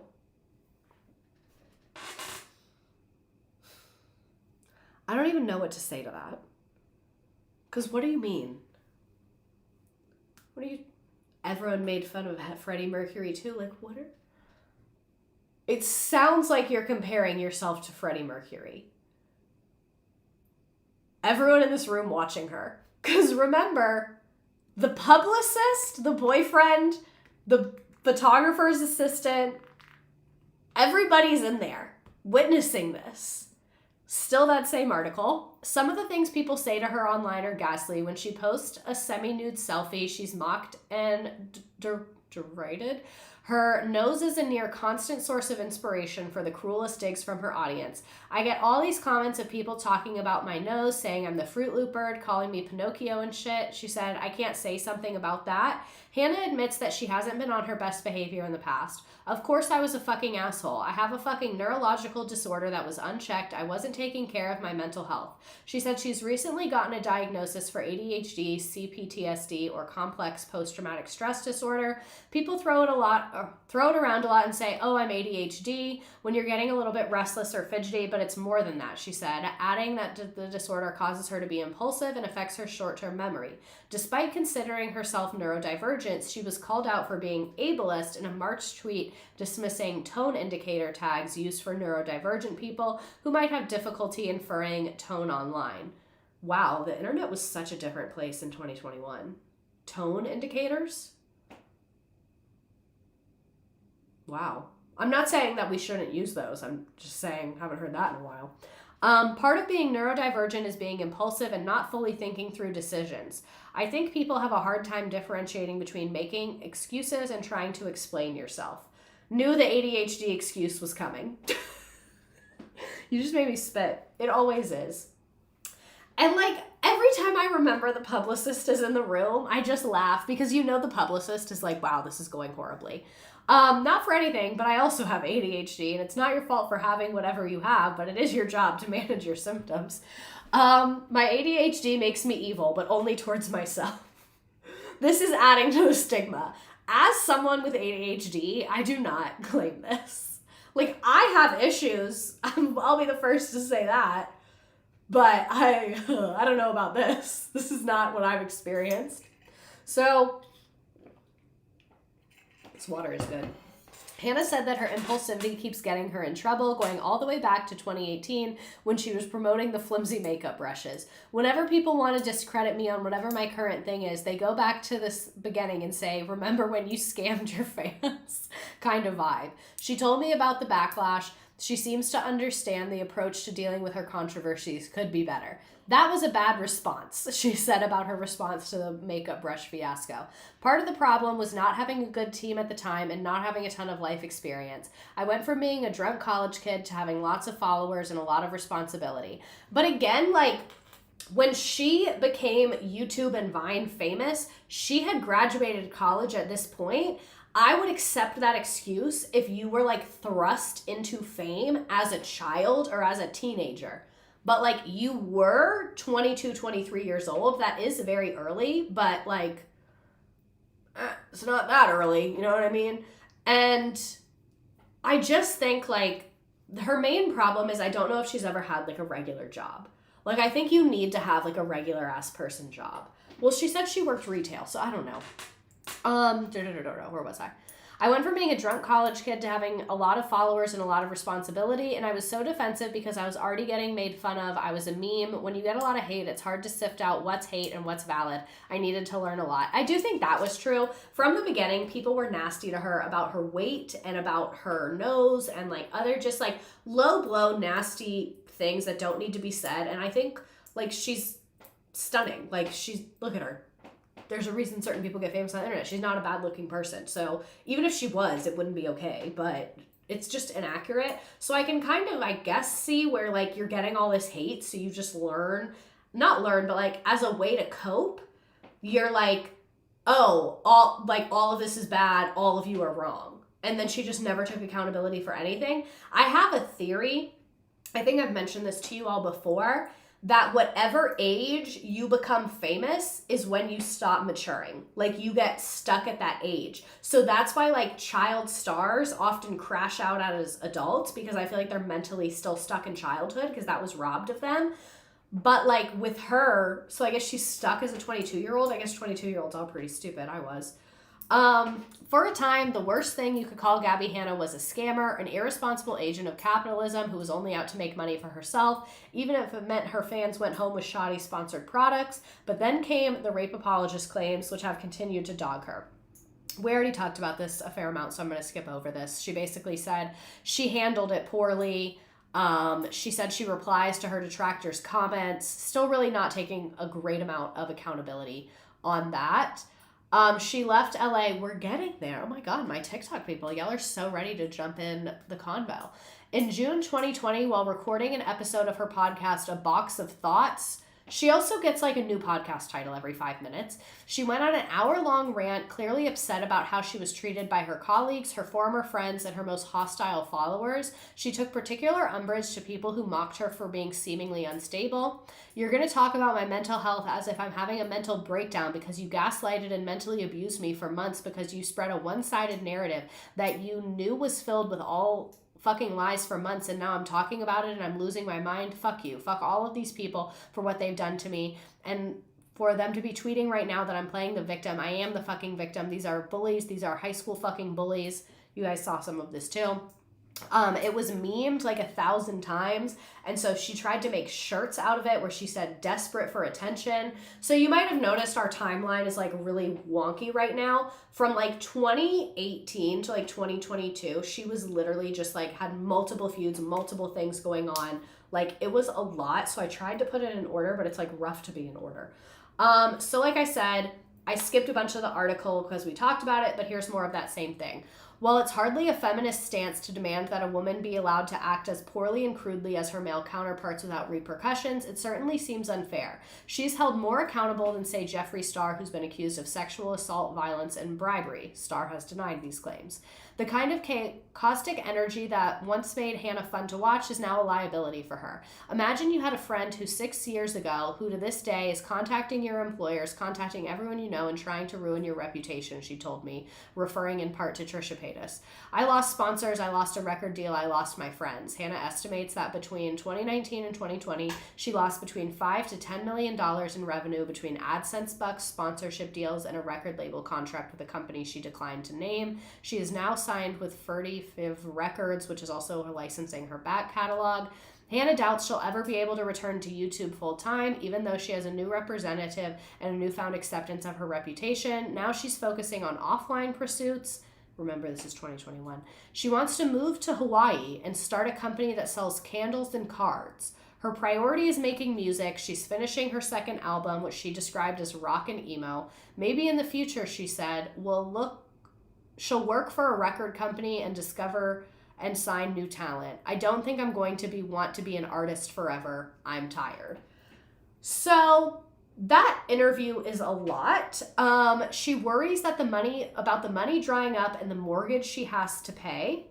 She worries what she'll do if being a creator doesn't work out. I have this fear that, okay, if I spend this much money here or I make the wrong move, I'll lose everything and I'll have to sell my house and maybe I'll be homeless again. Remember she talked about as a kid they had experienced homelessness some?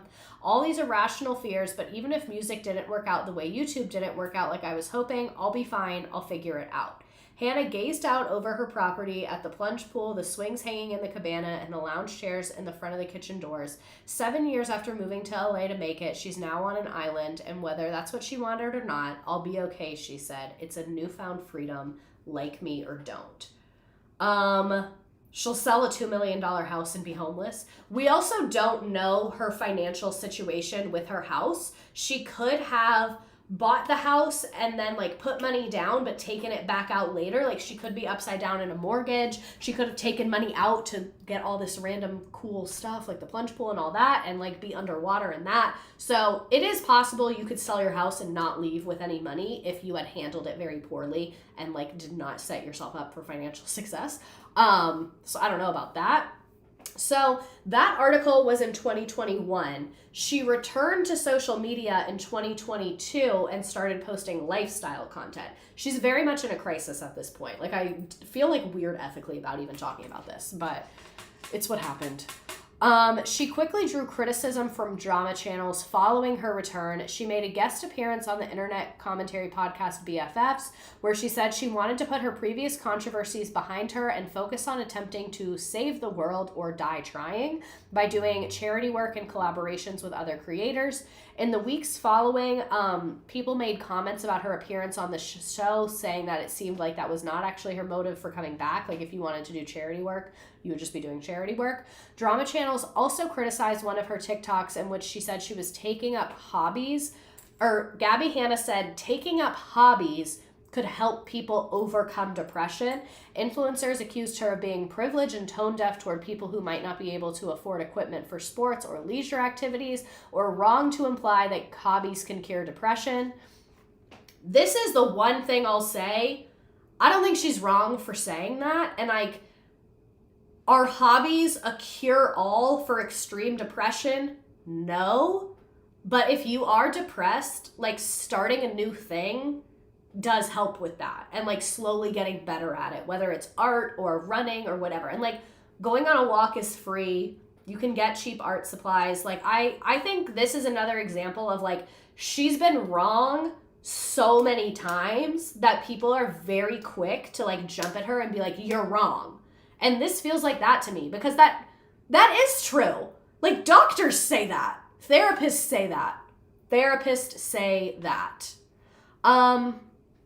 Okay, but no, that's true. Having hobbies outside your job is very important. Having no hobbies whatsoever can absolutely contribute to depression. Yeah, so I was so broke, but I started junk journaling and it shifted my mindset and it was free. Exactly. That's why I started running, because I wanted a more challenging workout and it was free and I can do it at any time.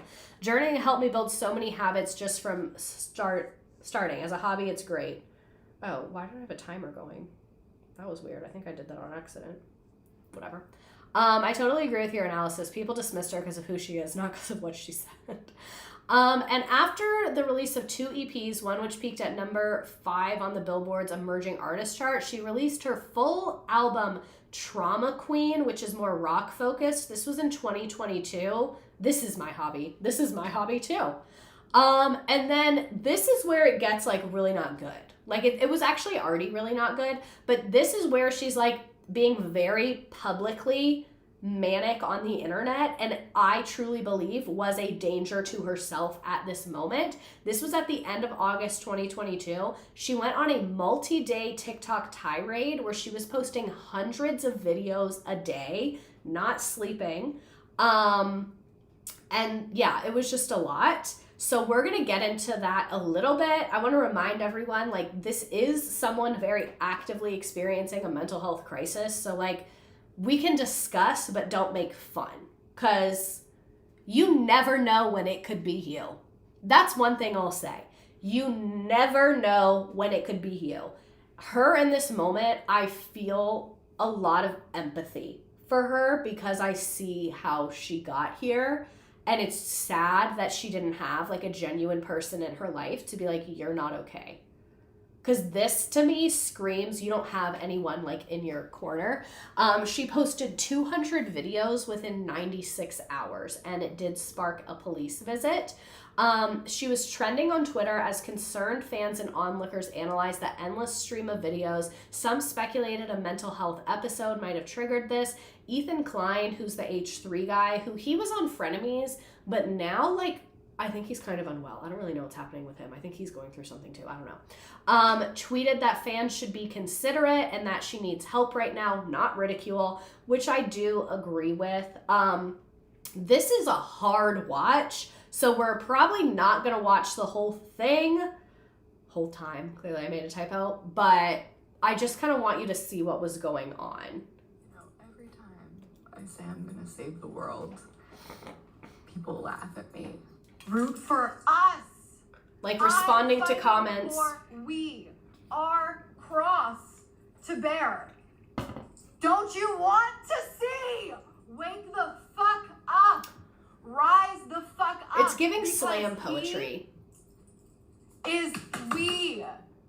He died for our sins. This here is on also when earth. she got like religious. Hello? Like It's I think written she in was history. always a little Pick the religious, book but up like and read. Help me.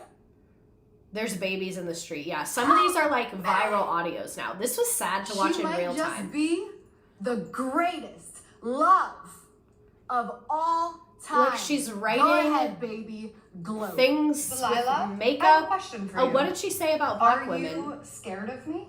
No, Are you scared for me? Do you trust me? yeah.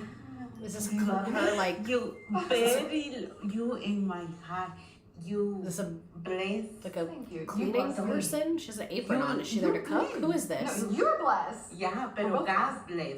You did that for me. I'm feeling you bless everything You did have. that. I wanna You interview told this me. woman. Don't you Yeah, remember? We were yeah, upstairs yeah. and you said, Gabbie, you, God. Yeah. One is lonely. 2, you're together. Delilah, you She went on a saved my racist life. rant about black women at this time. On the right. Okay.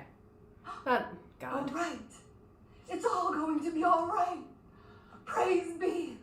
It's all. So there's hours and hours and hours of this. We don't need to watch the whole thing, but like very much not well. Like this is not the behavior of someone that's doing okay mentally. And she let a guy in her house, not he. Clearly I was scrambling for time at this point. Now why are we black women in it? I'm going to Google what she said about black women because, like I said, there's hours of stuff in there So I didn't see that, but I didn't watch everything she said.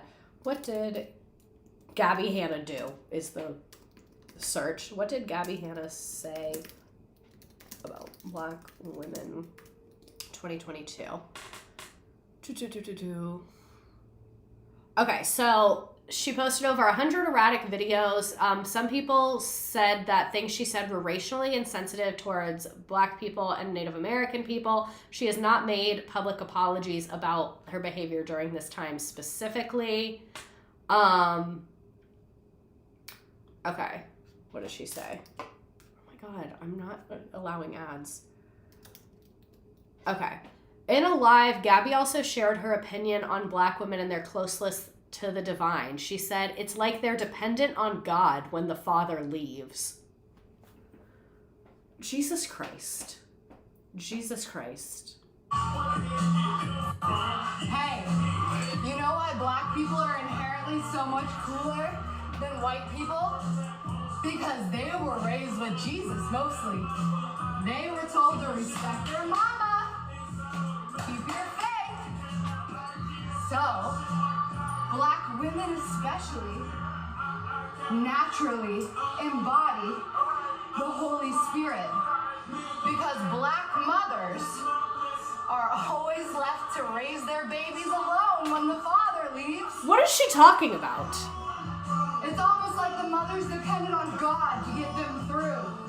And that white man, we're like, uh-oh, Black people are powerful. That's scary. And instead of saying, hey, Black people, hey, Native American Indians, you guys can be really peaceful and happy on your land. We just came here on this boat. I think we've seen what we needed to see on that. It just keeps getting worse. This is like a way worse version of, do you remember on that talk show where, who was it? Was it Sharon Osbourne where she's like, Donald Trump, if you deport all of the Hispanic people, who's gonna clean your toilet? And Kelly Osbourne, where she's like, in the sense that, like, that was a way worse version of that. That was a way worse version of that, where she was like, I love how Black people are close to God, which, like, okay, like, where do we want to go from there? Like, maybe you could say something normal or positive. Nope. Nope. Nope. God, I don't mean to laugh because it's not funny, but, like, I don't even know what other reaction to have because this is literally just so, like, much. I can never predict the next thing she'll say. It is giving Kanye, me a Black agnostic, question mark. Oh, that's not. Like, even though what she was saying, she meant it as positive, it was just so bad. It was just so bad. So let's talk about the guy that she let in her house. This was really, really rough. Came here on a boat is a choice. Like, yeah, we don't have time to dissect everything she said on that live, but I think what we can know is that she didn't major in humanities or history. Her major was communications, I think. You'd think she would be better about communicating. So amid her episode, a TikTok user named Nick Pfeiffer, I think, posted a series of TikToks from inside Gabbie Hanna's house. And on a live stream, he said that he went to her house to help her whether she wants it or not.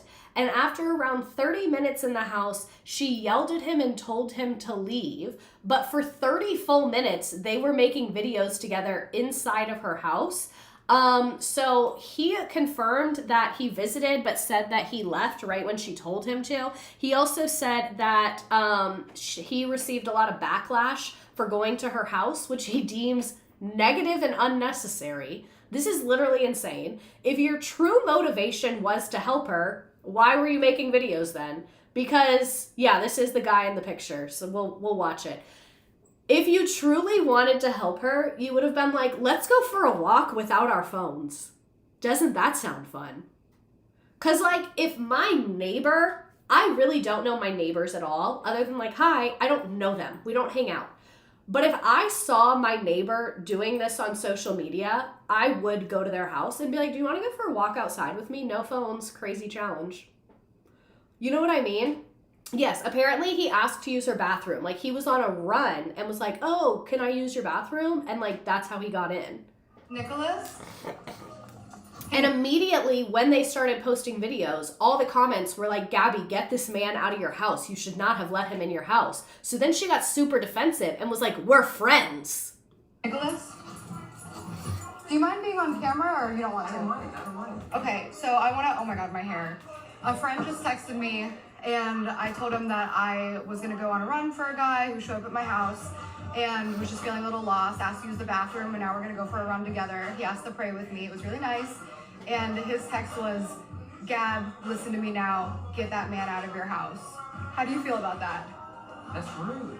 It's kind of rude, isn't it? Rude. I think he meant well. What do you think? Yeah, I mean well.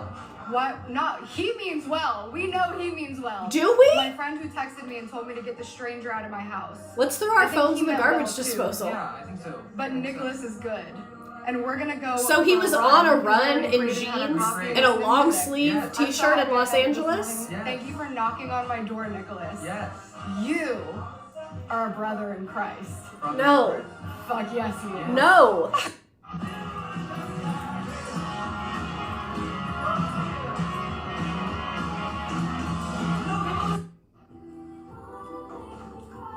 Thanks for waking me up too early this morning so I could open the door for a lost angel looking for kindness. Well, a bathroom. Don't be scared. I am scared. Help her, and he's just actively making it worse.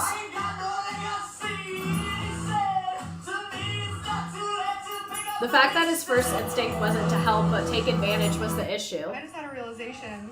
Do you think he said it was rude when Gabbie I told him to literally get out? Solved the entire puzzle. The Garden of Eden is heaven's gates. Let me show you something. It was a fucking treasure hunt. The church that I went to, the website says that I need to use my time, my talent, and my treasure. It was a treasure hunt. The moment she switches and start yelling at him is jarring. God I think is it's in fucking here. awesome. It was a treasure hunt. I think I'm gonna for skip the ahead a little Garden bit. of Eden, heaven's gates. Oh my God! You want to see the forbidden fruit? That is a lantana berry. It didn't grow the first 3 years I lived here because my gardener was chopping down my trees. And then there was all this drama, and I had to grow up a lot, and I was really embarrassed, and the entire neighborhood. So thinks like I'm she's just trash. like fully I know. losing it. I don't care that they think I'm crazy. I beat the because final we know level of the life and you're fucking jealous. truth. And then the You filters. guys really thought that license plates weren't He's still code? there.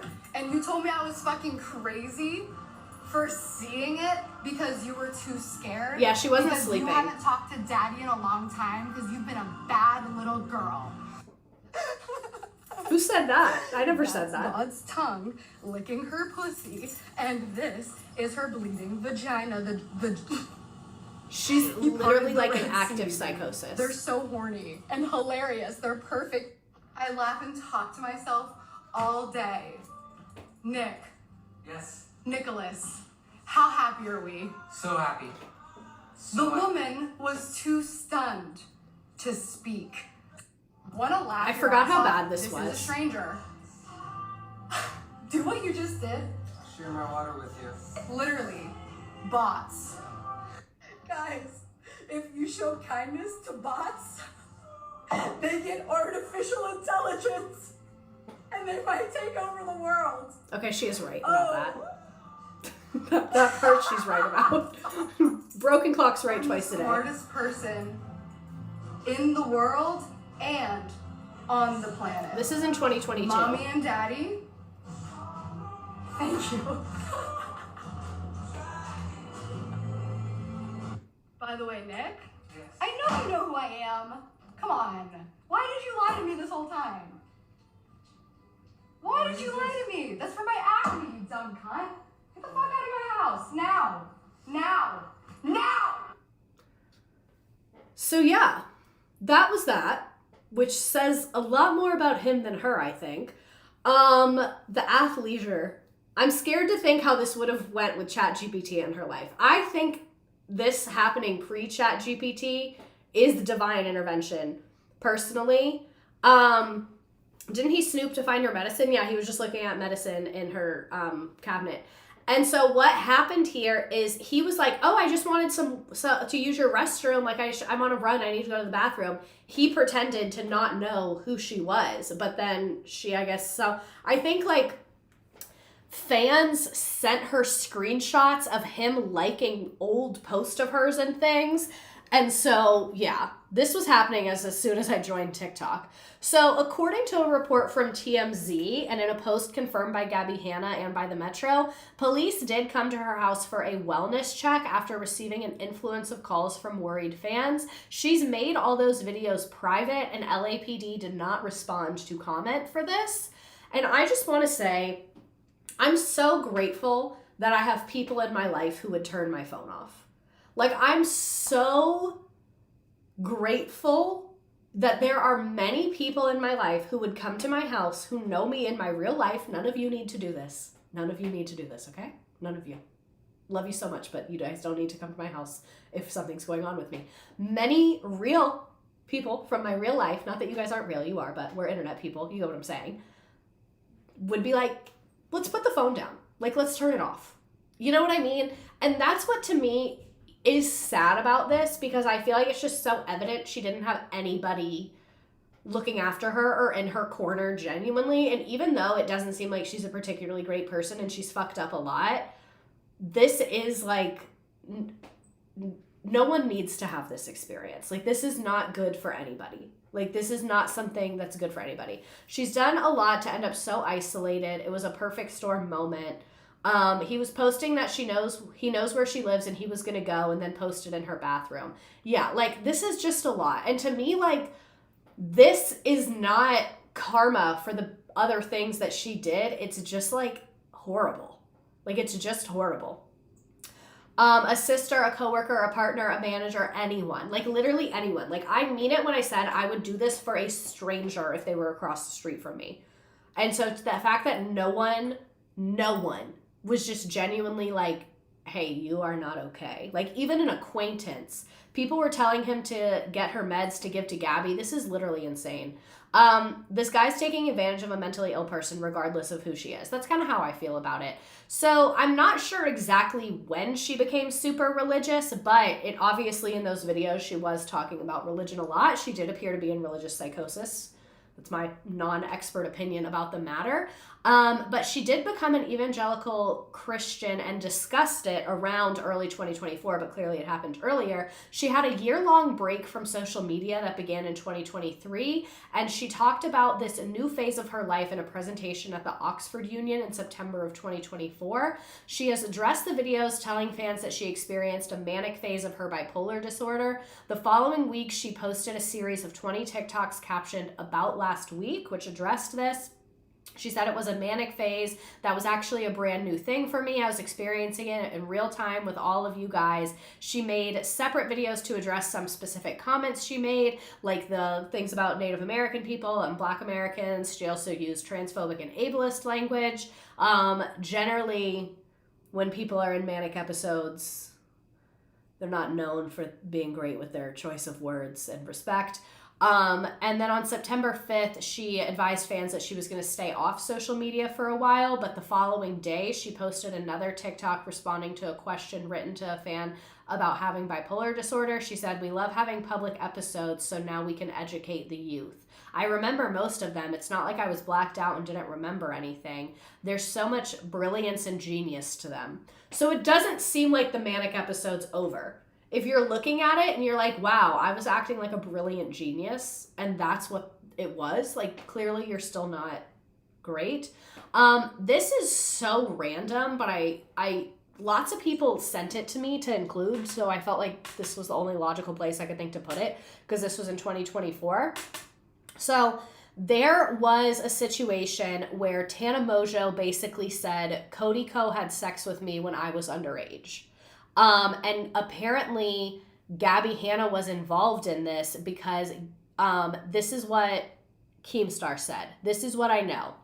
Years ago, Gabbie Hanna told me in an off-record statement that a 25-year-old Cody Ko was kissing a 17-year-old Tana Mojo at Playlist Live in Florida. The age of consent in Florida is 18. Anyone 24 or older hooking up with a 16, 17-year-old is statutory rape. Gabbie told me she pulled Cody Ko aside and told him Tana was 17, and Cody Ko said, "Thanks for letting me know." But then Cody Ko went and had sex with Tana anyway. And Tana did confirm this as well, but Tana also said she's annoyed that Gabbie shared this. So just because this has Gabbie involved with it, I felt like it was worth putting in here since multiple people sent it to me to put in here. But out of everything, this feels pretty like random. What we know about Cody Ko now, no, for real. But also like what I'm about to say, I don't mean it to excuse Cody Ko's behavior. But, like, he is a Duke frat dude who was a student athlete. So I just say that to be like, you're shocked. Like, it's obviously not okay. It's illegal. He knew it and did it anyway. Gross. But, like, people that were like, Cody Ko? Out of all people, Cody Ko? Like, yeah. I'm not exactly shocked by that. Following the live podcast taping, Tana further addressed the statement on an episode of Cancel. She said, "To be 100% truthful, when I look back at the Cody situation, I'm definitely like, why was he doing that?" She also recalled that Gabbie Hanna informed Cody that Tana was only 17. They left the event and hooked up anyway. I can look back and be like, why the fuck were you doing that? During an appearance on Trisha Paytas' podcast, Just Trish, around that same time, Tana addressed the response to her allegations. The thing that's actually really heartbreaking and kind of crazy to me is after it started going viral, seeing so many people not believing me, being like, it's Tana, so who cares? And then I started feeling so bad for other girls who maybe look up to me and want to speak their truth and see that as a way, and see that way that people just don't believe people. So this was an incredibly sad situation. And even though Gabbie Hanna is not like at fault or really a part of it, because she is involved with it, I did want to bring it up. And obviously it happened long ago, but it came across in 2024, which is why I put it in here. So after vanishing from the internet, she reappeared as a fitness instructor. The Lawrence County YMCA, which is located in her hometown of Newcastle, Pennsylvania, announced her as their newest instructor. And she tells viewers that they can meet their fitness goals. We're just going to watch it. I don't know why it's so small. You want to know the real secret to meeting your fitness goals? Cardio? Sure, that's a part of it. Strength? Okay. Also, and like, it's not on her page, it's on their page. Part of it. Don't make fun of my push-ups. But the real secret, the thing that's going to ensure you meet we your all goals, forget how young Tana consistency. is. Consistency. And you want to know the number one secret to consistency? Fun. Your workout doesn't have to be boring. It can be as fun as a night out dancing with your friends. And it should be. My name's Gabbie, and I'm your new instructor at the Lawrence County YMCA. I can't even tell my thighs are burning because I'm having so much fun and looking so good doing it. Am I dancing or am I swinging my legs? Take part in our 3 new dance-inspired fitness classes. No dance experience required, all fitness levels encouraged. Looking good all starts with feeling good. Come take a class today and thank yourself tomorrow. So I think that's good. I think her having a job not on the internet is good. It seemed like she had a lot of tattoos removed. Because she did have a throat tattoo. She had multiple right here. It seemed like she had a lot of tattoos removed and is kind of in a different era right now. But one thing that is jarring about this is it reminded me that no matter how famous you get, like she literally was one of like the top internet creators of the time, you could still end up being in a work video on their channel. And that's terrifying. I wish she could have just been an eccentric Zumba instructor. Like that, I feel like is what she needed all along. And then she posted this in April 2024. I sold my $2.8 million LA dream house. More music, I guess.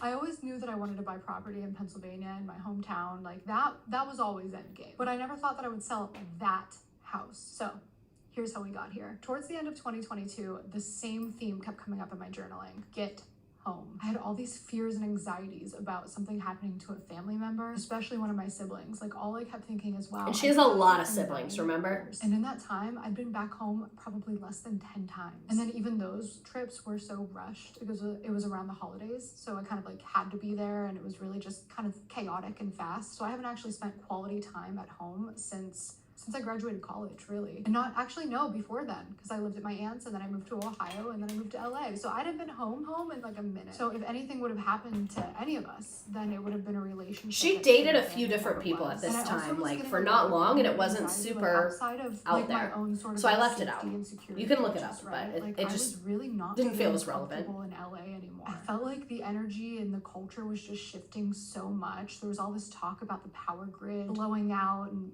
the economy started getting really crazy, and was afraid of nuclear warfare. And somebody told me that the first place to get nuked in the mainland of the United States would be California. So I was really just not feeling comfy there, and I was afraid that something would happen and then I wouldn't be able to get home. Keep in mind that was also like COVID, being in a big city in COVID. So I made my mind up in December of 2022. I was absolutely buying a house in Pennsylvania. So that was decided. But okay, so she kind of gets into how she sold her house, yada yada yada. It's like a long talking video, and then she shows some parts of the house that some of which you guys have seen before just from her other videos, like her room. She shows some different things. You can watch it if you want to. And then this is September 11th, 2024, a long overdue apology. So she is doing social media again, and she's living in Pennsylvania now. We're not going to watch the whole thing. It's 17 minutes.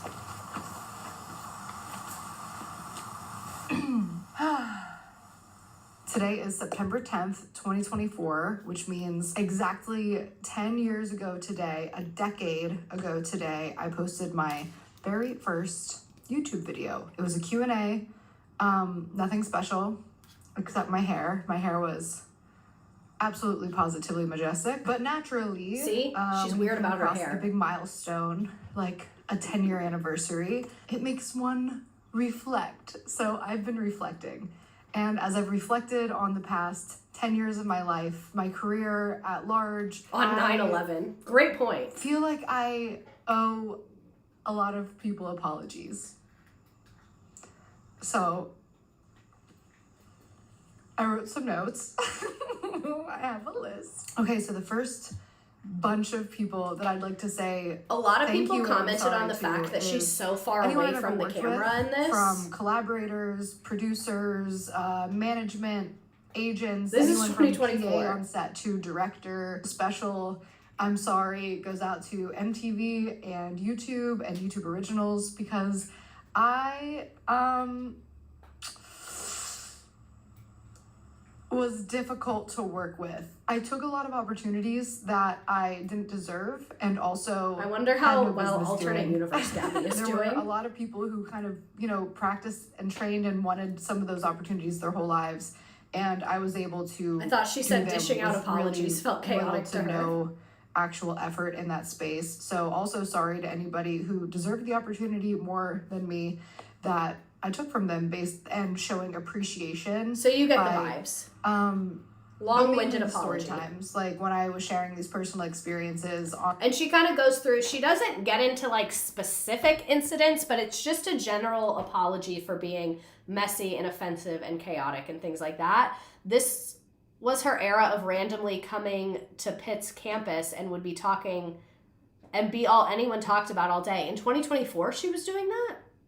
Oh. No. And then this was posted March 30th, 2025. This is her new boo. So she's doing music. I think the music is probably good for her. I think the workout classes are probably good for her. Pitt's Yik Yak was crazy at that time. I didn't realize Yik Yak came back. It was a thing when I was younger. She did a Harvard lecture? When? As soon as she moved back to Southwest Pennsylvania. Damn, they letting anybody in Harvard now, I guess. So, her and this guy have an Instagram together, Robbie and Gabbie. The caption is all glory to God. They don't post very often, but it's like religion. It is... Yik Yak died for a while. It was gone for a while and came back. It's very much religion. It's very much couple, but it's like not very frequent of post, and there's not a ton of followers. And then it was brought to my attention that she got married in May of 2015. I found this on Reddit. I occasionally look up Gabbie Hanna to look at her socials. I did like her at one point. Haven't liked her in years. I'm just nosy. She posted about how her new fiance and her are going to do a show together. I looked it up, and this link came up when I searched their names. It's like their wedding registry, the Zola page. It's gone now. I looked. I remember people saying they thought she was engaged. Looks like they're right. I hope she took time to be a better person, but her last video she uploaded didn't really prove that. But what do I know? And it was saying that they were getting married in Pennsylvania. It's just like their wedding website. And then this is what people on Reddit were saying about it. Bitmoji's on a save the date in 2025. Her fiance and her seem to both be pretty fundamentalist Christians, so best of luck to them in praying for her very clear and serious mental illnesses and blaming it on weed. Her sudden swing into Christianity seems to be correlated with her decline in mental health, although she has now stopped calling herself Jesus Christ, I think, so we'll see how this works out long term. Man, when she snaps out of this prolonged spiritual psychosis, she's going to be really pissed how it comes with paperwork attached. That was kind of mean, but kind of funny. Good luck to her. Hopefully he's a nice guy. I remember when the whole fiasco happened, I mentioned her being in active psychosis and was downvoted, and people were telling me not to speculate on her mental health. And I'm just like, this girl's in active psychosis, and if more people recognize the signs, we can have actual conversation on spreading awareness. They are definitely in a cult together. That's kind of the vibe that I'm getting. Someone said, didn't they just meet? Because apparently they got married within like a year of meeting each other with tracks with when she moved, because it doesn't seem like he moved with her. I hope they have a healthy marriage. I think it's a little too soon, but I hope they're happy. Dang, she got that neck tattoo removed. Is the trad wife era next? Engaged in the first year of dating is crazy. So these are their wedding pictures. Like, I wish I could be like, she got the help she needed, but it just seems like this was just kind of like a rebrand situation. And this is some info I found on Reddit about the timeline of their marriage. So Gabbie and Robbie Kroner, photographer Murray's Photography, posted onto Instagram May 28th.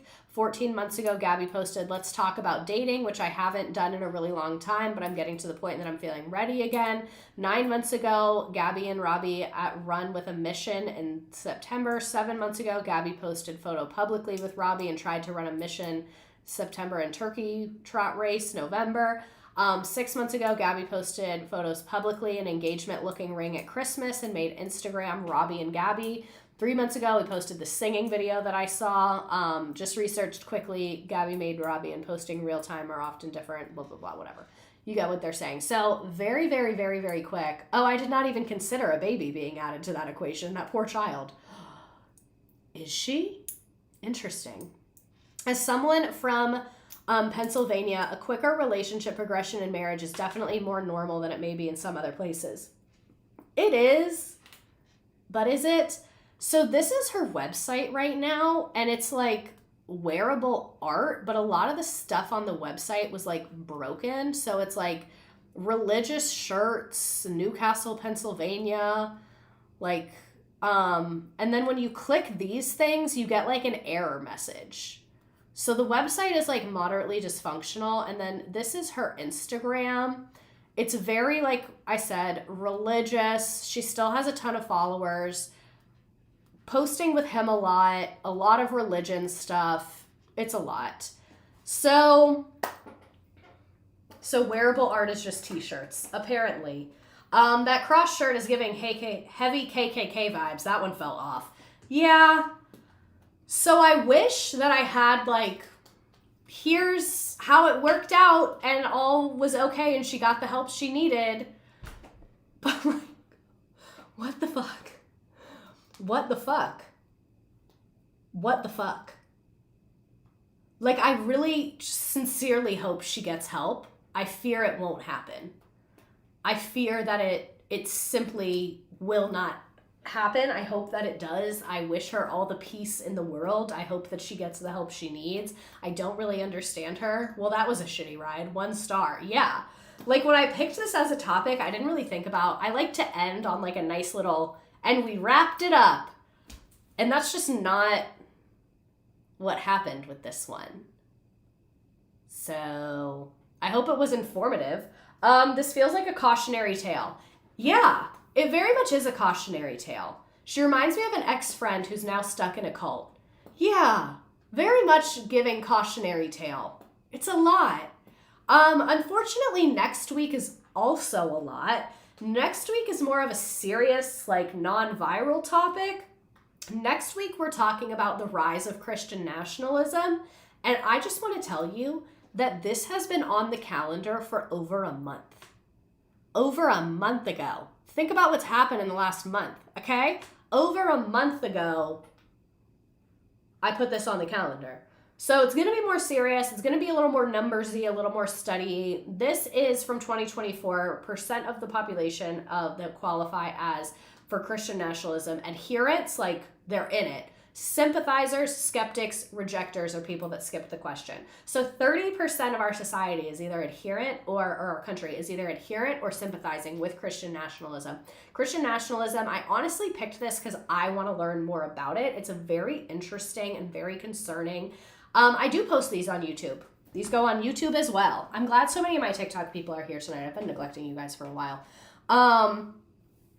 I've learned so much growing up involuntarily as a white person in the U.S. You mean you're involuntarily white or you involuntarily grew up? But yeah, Christian nationalism also really is like a predominantly white thing. Not exclusively, but predominantly. So it'll be much more like nitty-gritty sociology type vibes.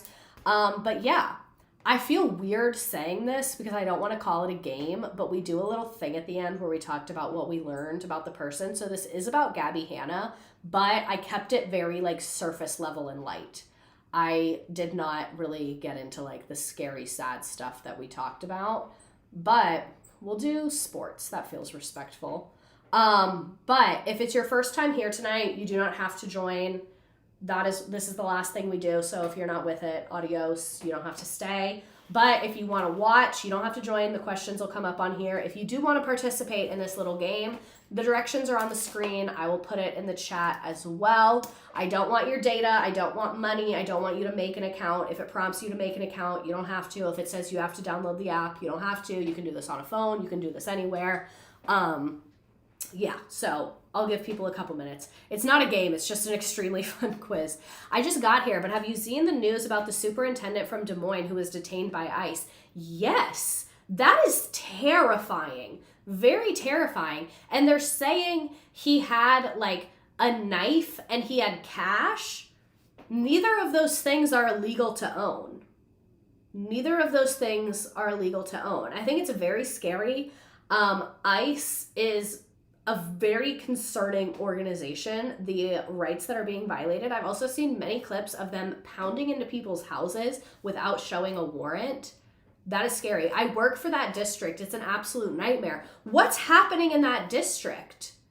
Like, I don't mean like, do you know why he was detained? I mean like, how do you as a district, what do you do? Like, what do you do when your superintendent gets detained by ICE? He's such a good person, too. My students are terrified. Yes, I will post the link again. There you go. It's very scary. What is this stream if not an online class? This is supposed to be like an online class where there's no pressure. Like, there's no pressure and there's no, like, required. The students walked out today. Good. I'm glad. Not glad that they are in this situation, but glad that that's how they responded. Greetings from New Zealand. What's it like to have healthcare? How's that? Are you guys descending into fascism? There's a huge teacher strike happening in Alberta. Oh, someone else asked when the next episode of the podcast is coming out. Soon. We just need to like give it the final once over before it comes out. Are both of there's gonna be 3 parts. How do I ask this question? Is there 1 part up or is there 2? Fraz does all of the work. I do nothing. I'm useless. Okay, so just part 1 is up. Part 2 and part 3 are coming soon, within the coming days. They're all recorded now. Do y'all have rights over there? 2 are up. On the Patreon, Yeah, 2's just on Patreon. So 2 will be like everywhere. I stream every Tuesday at 7 p.m. Eastern. It's rare that I skip it. Maybe once or twice a year I skip it. But actually coming up, 1, I'm going on vacation / to find a wedding venue. And then 2, I'm going to the Jonas Brothers concert. So within the next couple months, there will be 2 days off. But if I ever can't do it on a Tuesday, I usually do it on a different day. And I just let you guys know. I'm Canadian, but I'm in Ontario. And our premier, like a governor, I think, is trying to privatize our healthcare. Why? No offense, but it's really cold up there, so I kind of think that's why most of y'all live there, is for the healthcare. This was my first stream and I loved it. I hope to come to the next one, whenever it is. The next one is Tuesday, October 7th, and it is about the rise of Christian nationalism. I always put, and then I also put a fundraiser for a Palestinian family that I'm in contact with. That's always there, but then I put like what we're going to talk about next week, because every week it's a different topic. And for those of you that were here for the first time tonight, and if we can't catch a stream or they recorded somewhere, they stay up on Twitch for 2 weeks. They're on YouTube forever. So you can go back and watch every stream I've ever done. They're on YouTube. They do have ads in them, so sorry about that, but they're all on there. So obviously you're not like live reacting with the chat, but you can watch them. A lot of people really like my streams for cleaning because they're about 2 hours. And like you guys were here tonight, we talk about a topic, but we get distracted and talk about other things too. So if you're the type of person that you like body doubling, it can be a really good thing to put on like while you are cleaning your house or working on something or whatever. Some people tell me that they listen to it as a podcast. A lot of people have asked me to put it on Spotify and like podcast platforms. My issue with that is, 1, we look at a lot of pictures and we look at a lot of videos. So, and I also don't know how to put it on Spotify. I guess I could figure it out, but yeah. If anyone is wanting to support Des Moines Public Schools, please do. The students are so scared and they need to know they're not alone. How do we support you? Do we write letters? Do we send you money? Like, what do you want? Like, I want to support you. I just need direction. The kids at my old high school have been doing walkout protests in solidarity with the teachers over job cuts. I listened to this while cooking. It was honestly amazing. It's a good thing to like be half in and half out of. All right, I'll let a couple more people join our little game. It does ask you for your name. Your name does come up on the screen. So if you don't want that to happen, leave, I guess. Or not leave the stream, but leave the game and rejoin. You can just put a fun little tricky joke name. And I will say, because when I created this, I did not intend for this to be a 2-part stream. The questions are about both weeks. So those of you that are my loyal stream watchers, you do have an advantage over the people that just came here this week. So that's just how the cookie crumbles sometimes. Last week we were supposed to do this whole thing, but we had technology issues and you guys had a lot to say and I had a lot to say. So it just ended up being a 2-parter, which is actually the first time in Misredacted stream history that that's happened. My other 2-parters were intentional.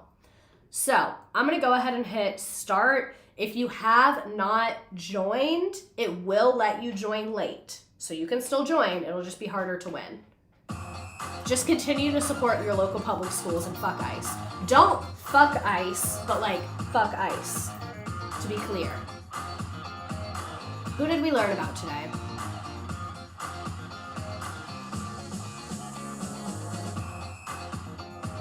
$10.10 recommend going through the redacted archive. I really am glad I finally fixed this to also go to TikTok, because that's how a lot of people discover this.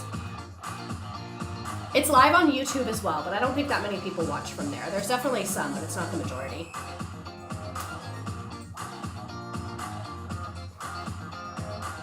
What app did Gabbie get her start on? Most of these questions are pretty easy. It was such a heavy topic, but I just wanted to make the questions easy.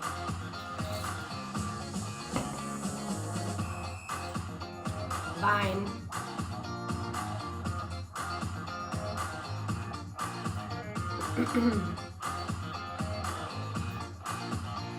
Thanks to that TikTok comment 3 months ago where I found this and went to YouTube. Nice. What was her channel name? Anyone new, please see The Villages stream. It was so funny. The Villages was probably my favorite stream I've ever done. Like, that one is up there. Like, I think it probably is my favorite stream I've ever done. Gabbie lives not far from me now. If you see her out, tell her that we hope she's doing well and got help.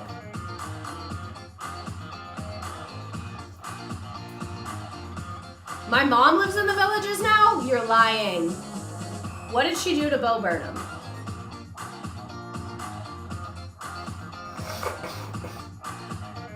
Ugh.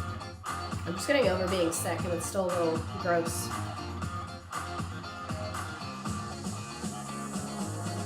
Highly recommend the Great Lakes stream. Another good one. There's just 2 streams about sex workers going west. The second one is way better and better researched.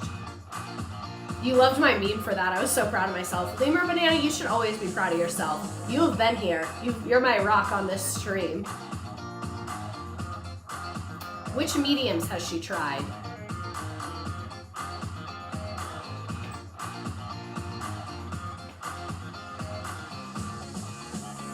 And I don't know if she ever tried violin, just not that I'm aware of.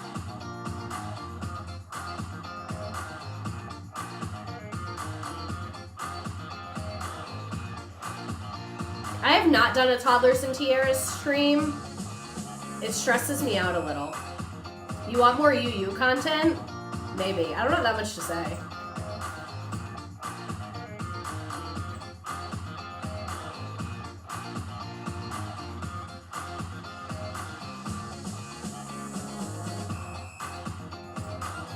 My favorite stream was that rich guy with the cool wife and the Duggars. I don't remember which rich guy. Sex Workers in the West was my first stream. I've also not done Dance Moms or Teen Mom. That could be another good topics. Nellie Bly, that was a good one. Yeah, I've been doing this a long time. They're all on YouTube. They're all on my YouTube. I'm a Walmart parking lot, Misredacted on YouTube as well. Which famous singer did Gabbie Hanna have to apologize for tweeting about?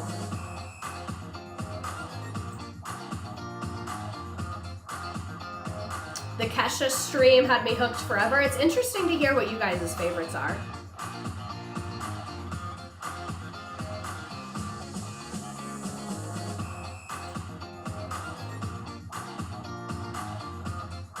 I'm a student teacher and I need to know how you deal with apathy. Bribes. I bribe them. Is that the best way? I don't know, but it works.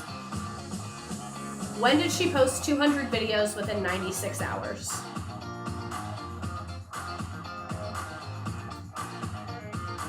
The milk stream. Oh, the milk stream. I forgot about the milk stream. The Duggar streams are always good.